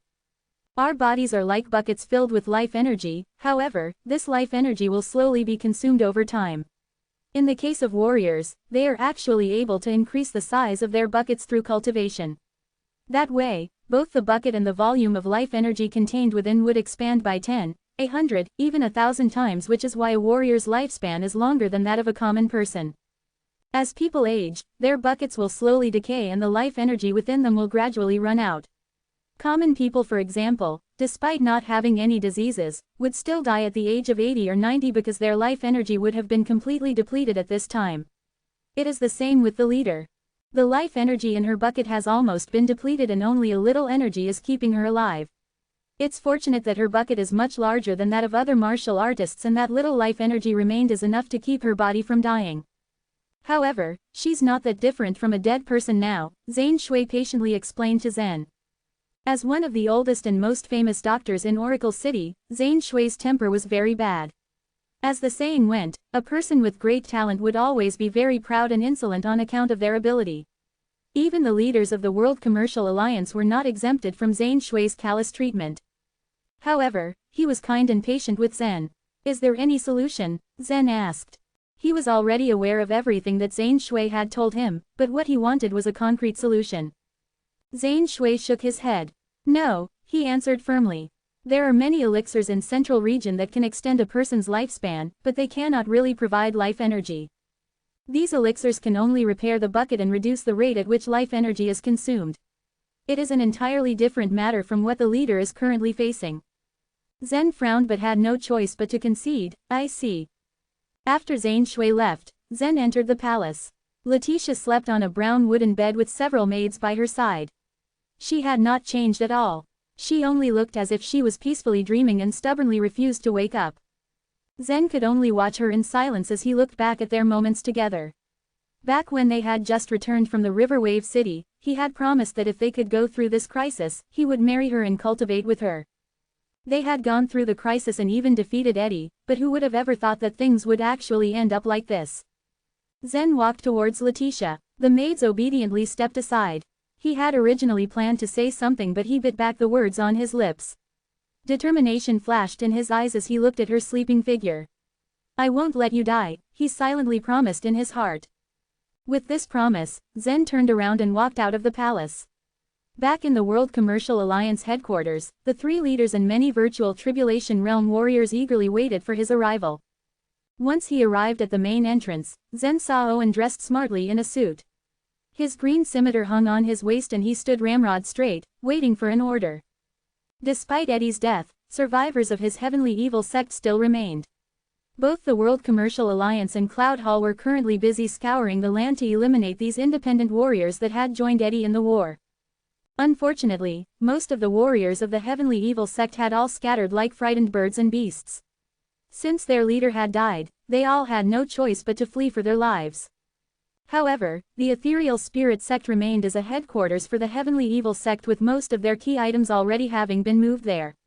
The group of warriors gathered at the World Commercial Alliance headquarters were assigned to storm the Ethereal Spirit Sect that day.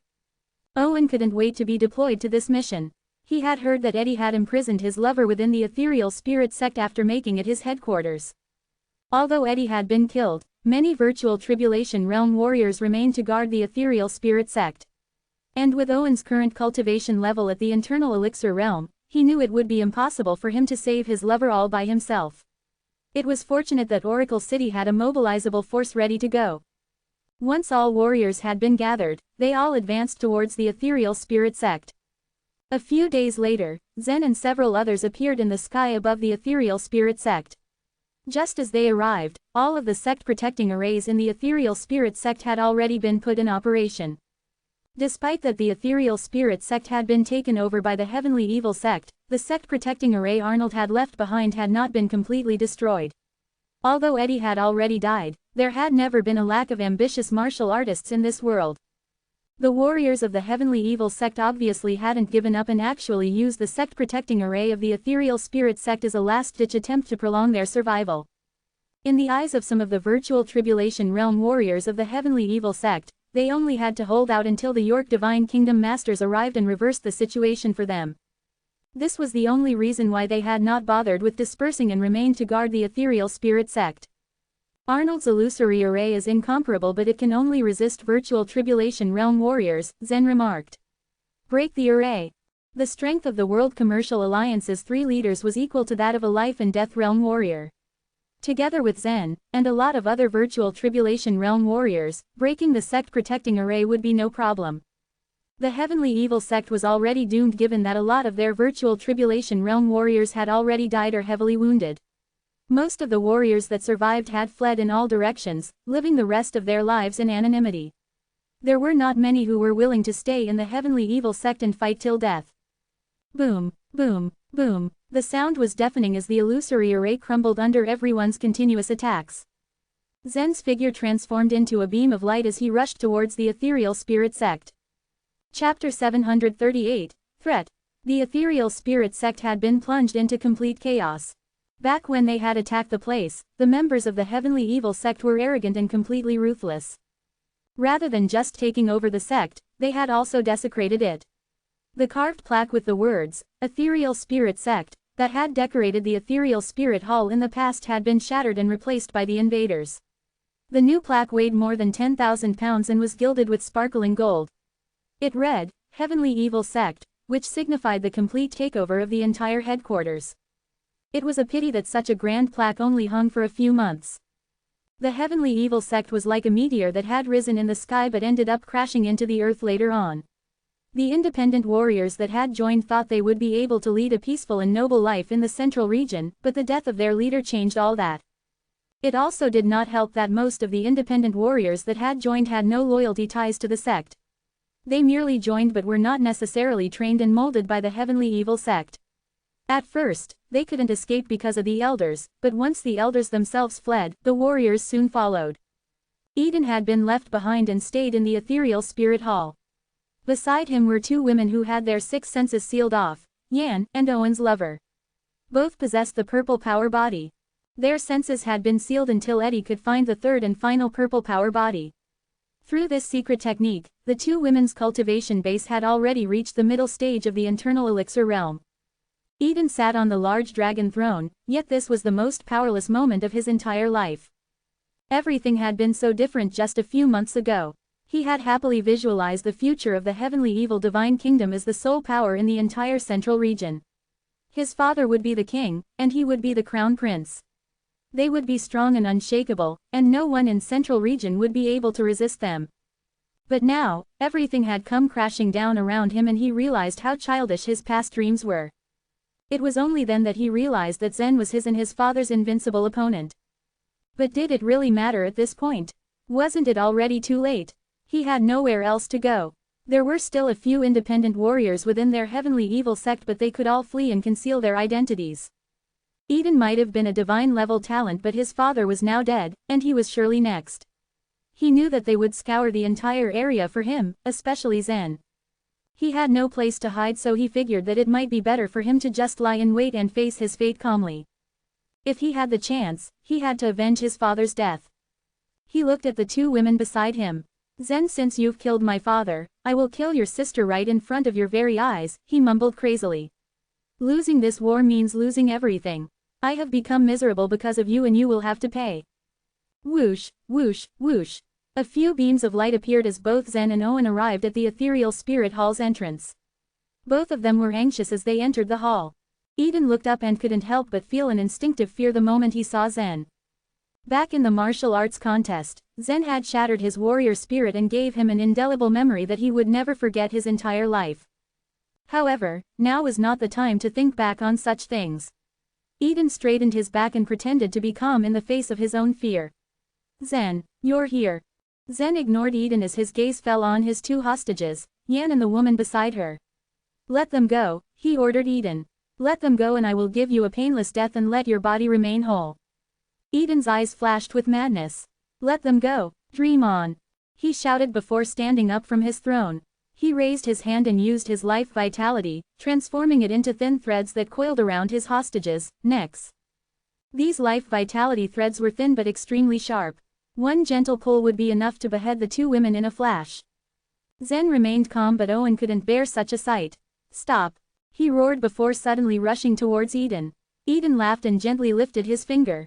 The threads suddenly tightened and broke the skin on Owen's lover's neck, drawing out some blood. The sight made Owen freeze in his tracks. If you dare make a move towards me, I'll make sure to split her body in two. Eden roared. He knew he was going to die but at least he'd be able to satisfy himself with the thought that he could take away their precious people before he left. Owen clenched his fists tightly in anger. What do you want? He asked through gritted teeth. Well, I just want you to pay a price. Zen glared coldly at Eden. If you let them go, I won't kill you. Eden could not help but laugh at Zen's new proposition. Really, you're going to spare my life? You give in so quickly, Zen. It's quite disappointing. Zen did not speak. He had not fully figured out Eden's thoughts and intentions but he knew that it might not be safe for his sister if they provoked him. The situation was very volatile. Eden could kill both women instantly but he insisted on keeping them as hostages. There must be a motive. What do you want? Zen repeated the question. I'm a divine-level talent but you will only spare my life. How do you intend to compensate me for everything that I have lost? I do not need anything, Zen. I only want to kill them. Eden had fully snapped at this point, and his eyes were mad with rage as he looked at the warrior in front of him. My father is dead and so is the heavenly evil sect. I have nothing left to live for, and it's all because of you, Zen. It's all because of you. His words were heavy but Zen could care less what he felt. He simply glared at Eden and did not say anything. Dylan, Hobbs and others were worried about the current situation. They were not afraid of whatever Eden could have asked for. As long as it was within their sphere of power, they were willing to make a compromise and even spare his life.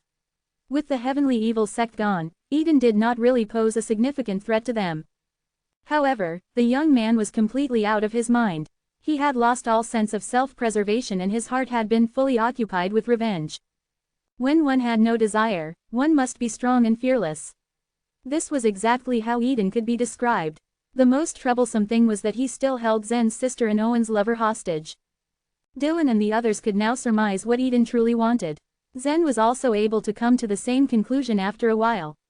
This guy only desired revenge and wanted to kill Yan in front of him. How could he protect Yan's life? How could he eliminate Eden as fast as possible? Zen wasn't so confident about the situation. His movement speed was fast and he knew he could kill Eden in the blink of an eye using his forceful energy and his cloud-chasing lion talent. However, Eden's life vitality threads wrapped tightly around Yan's neck and just one slight move of his finger could kill her. No matter how fast he could move, Eden would be faster. You look very calm, Eden remarked. But I know you're just pretending. I can see that you're very scared. You're right, Zen affirmed. I am indeed afraid that you would kill my sister. But what? Eden asked. But, just as he spoke, Zen circulated his forceful energy and took a step forward. However, as he had thought, Eden was quicker and more vigilant than him. Zen's figure only flashed for a moment but Eden's finger had already tightened and drew more blood out of the two women's necks. Zen, Owen shouted, hurriedly stopping Zen from advancing. You take me for a fool. Eden smirked at the two. Do you, Zen? Zen could only grit his teeth and glare at Eden in rage. The siege of the ethereal spirit sect seemed to be backfiring on him. Had he known that this was going to happen, he would have just figured out a way to sneak into the sect and covertly rescue his sister. Zen truly did not anticipate Eden's intentions and behavior. Eden, on the other hand, was just waiting for Zen to arrive so that he could kill Yan in front of him. This was all exactly what Eden wanted and they were now all playing by his rules. Chapter 739, 1/10 of power. Warm blood continued to gush out from the girls' necks, and then it soaked their clothes. Zen's heart sank as he watched. Countless thoughts raced in his mind. Red blood continued to spill out of Yan's neck. She was losing her life fast. Millions of miles away from the central region, strange birds circled a desolate mountain beneath the vast sky. All of the strange birds spread out their wide, expansive wings, which looked like the size of a small universe. On a closer look, there were many living creatures that tried to settle down on the birds' bodies. Some of them were even warriors who tried to cultivate on the birds' wings, in hopes of flying into the upper world one day. But however large the strange birds were, they were nothing compared to the massive mountain behind them. They were like small black dots on the largest sheet of paper. Because of the mountain's colossal size that exceeded people's imaginations, its height was difficult to measure. No one could see the entire mountain even from any angle. On the mountain peak, several people quietly sat down as they gazed at the chaotic turn of events in the distance. Nobody knew how much time they had been sitting there. It could be a day or 1,000 years, even. For them, however, time seemed to stop and flow quickly in succession. 1,000 years could pass in a blink of an eye. There seems to be a problem. The pointer is about to die, a young man who wore a feathered crest said. Yes, I feel it too. If we don't do anything, then we will meet a dead end. Another white-haired old man nodded slightly. Do something then, said the young man. Before either of them could respond, they were cut off by another voice. I won't. The guy couldn't even protect his sister. Why did you choose him? He's not the only one who can lead the world of chaos. Can't you just pick another one? A chubby man who stood at the edge of the mountain said. He shook his fat head to reject the young man's earlier suggestion when no one seemed to agree with him. You don't know. He is very special, and the heavenly fragment is already in his hands, the young man muttered. If you want to help him, do it by yourself. I don't want to get myself involved, the fat man said in refusal. All right, I'll go by myself. With a huff, the young man disappeared from the mountain peak. Meanwhile, time passed quietly in the ethereal spirit hall.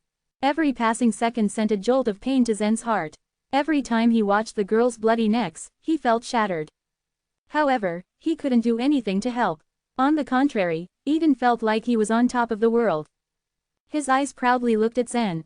He clearly felt the pain within Zen's heart, and the more pain Zen felt, the happier he was. This was exactly what he wanted. Don't worry. These girls will definitely die sooner or later, Eden cooed mockingly. He didn't want anything else.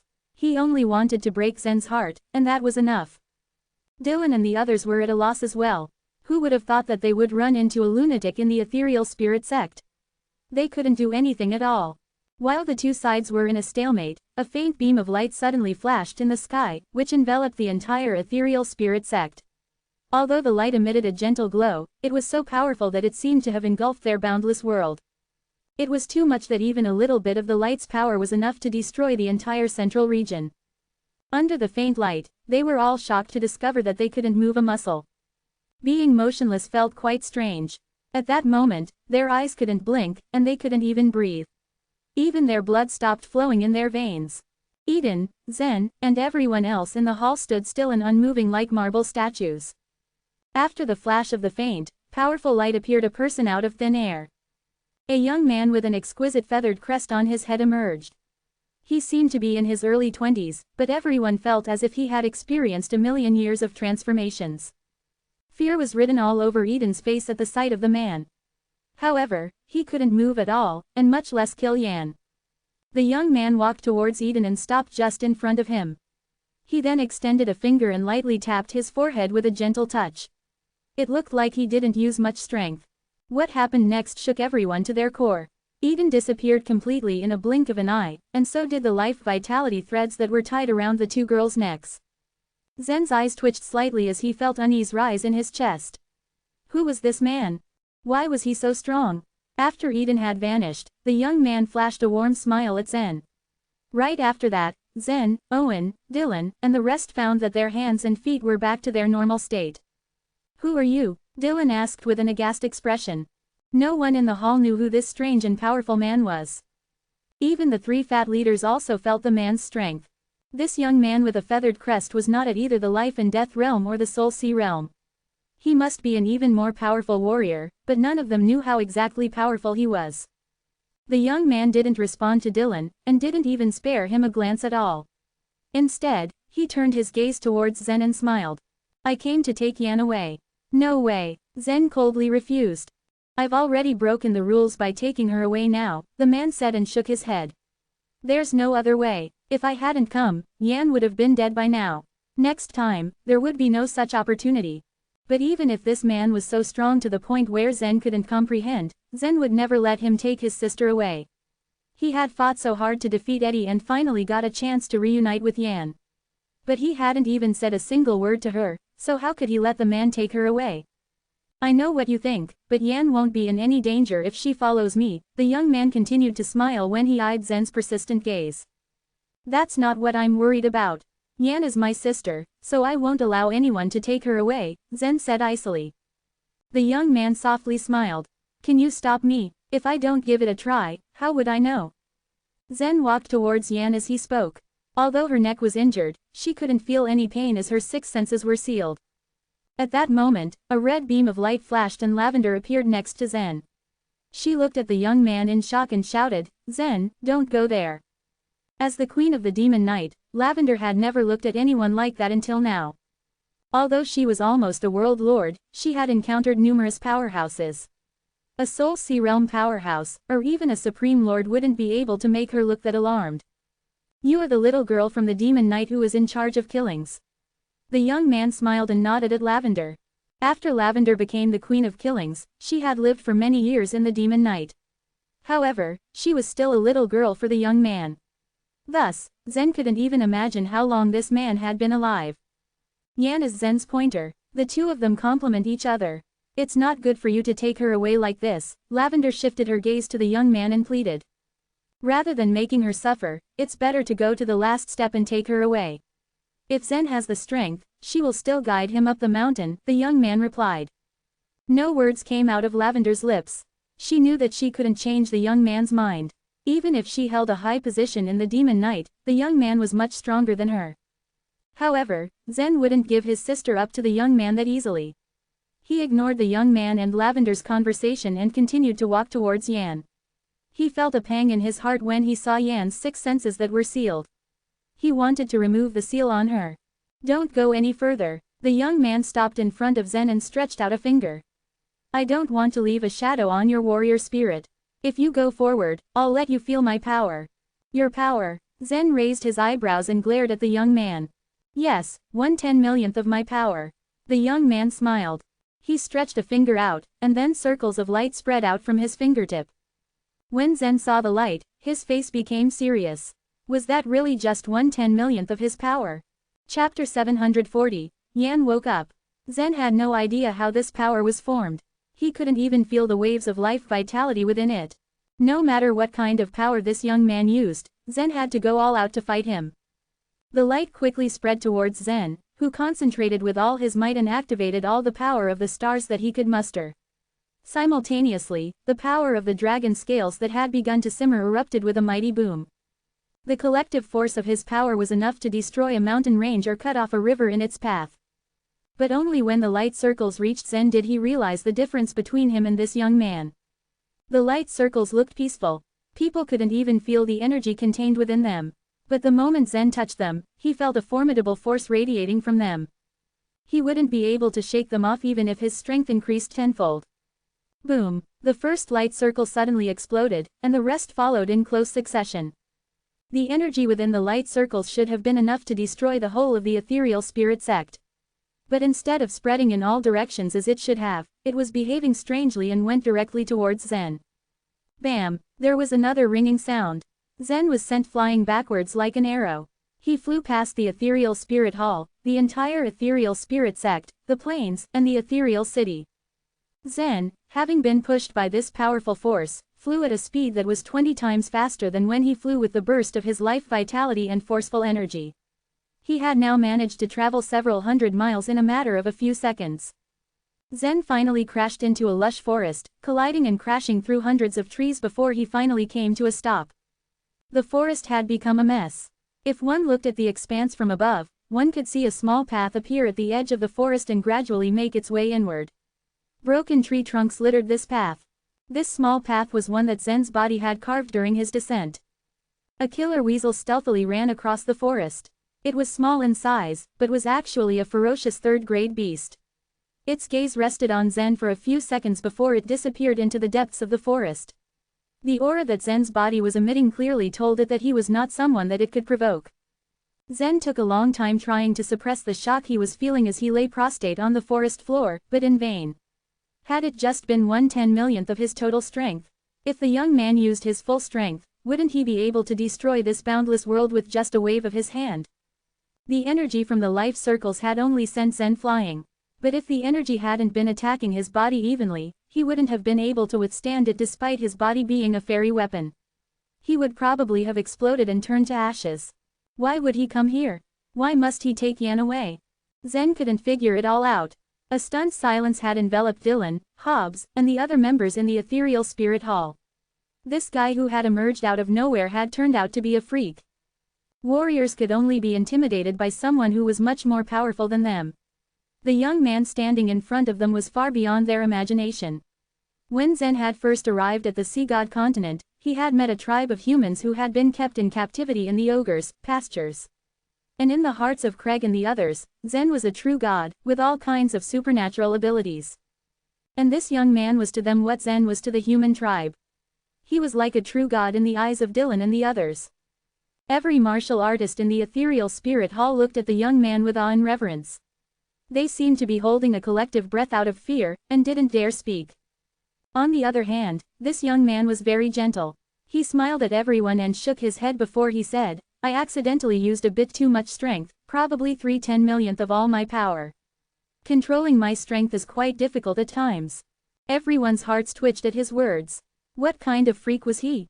Looking at their nervous faces, the young man turned to Dylan and said, You guys look very nervous. Dylan forced a smile and shook his head. No, not at all. That's good. Like I said, how can a kind person like me make others feel nervous? The young man said rather self-righteously. Dylan didn't know whether to laugh or cry, but he was furious from within. How dare you call yourself kind? You're like a giant beast appearing in front of a human child. How could the child feel any kindness from the beast? He thought to himself. That's too bad. Looks like I pushed that brat too far. Come back. The young man stretched out his hand towards the entrance of the ethereal spirit hall and twisted the air. An invisible force spread forward. Zen, who was now hundreds of miles away, had just stood up when he felt a formless force enveloping him. He was dragged so that he was floating in the air and felt a pull that told him he was about to be transported. Then he was flying madly towards the ethereal spirit sect. A few seconds later, he was standing in the ethereal spirit hall. In another blink of the eye, he'd traveled several hundred miles yet again and was back within the ethereal spirit sect. Zen couldn't believe that he had actually returned. It felt so unreal. The young man smiled at Zen and asked, How do you feel? Zen raised an eyebrow and replied, Very good. If that's the case, I'll take Yan away, the young man said and began walking towards Yan. Wait, Zen said hurriedly. The young man turned around and looked at Zen, and then asked, What do you want? You can't stop me anyway. Yan and I have been separated for a long time. Can you help me remove her seal? I need to talk to her for a while. Since there was such a huge difference in their strengths, Zen finally chose to give in. Even if Zen's strength increased 100 or even 1,000 times, he still wouldn't be able to match this young man. More importantly, Zen did not feel any wicked intentions from this young man. If he wanted to kill him, Zen would have died 1,000 times over in this short period of time. But this young man had only showcased his powerful strength and even saved Yan from Eden. As to the reason, he would ask Lavender about it later. The young man thought for a moment, and then said, I will give you 5 minutes. Saying thus, he tapped the spot between Yan's brows, causing her mouth, nose, eyes, and ears to emit a faint glow. He had removed Yan's seal in an instant. Watching him unlock the sealing of the 6 senses so easily, the 3 leaders of the World Commercial Alliance couldn't help but raise their eyebrows. This technique was truly inconceivable. The 6 senses blocking method was a kind of cultivation technique. Eddie had mastered this technique, and so had the World Commercial Alliance. But this technique had some unexpected effects on the warrior spirit of the cultivators, and was also rather troublesome to use, which was why the World Commercial Alliance rarely used it. Using this method to bring a few warriors at the internal elixir realm to the World Commercial Alliance was meaningless. However, if it was for the lustful demon array, this secret technique could be very valuable for Eddie. The process of sealing the six senses was extremely troublesome, and unsealing the six senses was similarly extremely complicated. If they were to bring Yan back, it was likely that they would have to take great efforts and spend at least several months before they could unlock the sealing. But this young man had carelessly waved his hand and solved the problem in the blink of an eye. It was truly incredible. Yan immediately woke up, her eyelids twitching before she opened her eyes. People could see the confusion in her eyes. Her six senses had been sealed for over 2 years, and even though she had been constantly cultivating during these 2 years, her entire body and mind had been sealed. If martial artists who were over 100 years old had been treated the way Yan had been treated, the sealing probably wouldn't have had much of an impact on them. After all, in the long years of a warrior's life, it was common for a martial artist to go into closed-door cultivation for 10 years, or even 100 years. However, Yan was still young. In her short life so far, she had spent 1/10 of her time with her six senses sealed. This would have a negative impact on her body and mind. She was at a loss now, her mind filled with doubt as she looked at the strange surroundings and the strange faces in front of her. A familiar figure suddenly entered her sight, filling her oval face with surprise. She finally opened her mouth and called out to Zen. "Brother."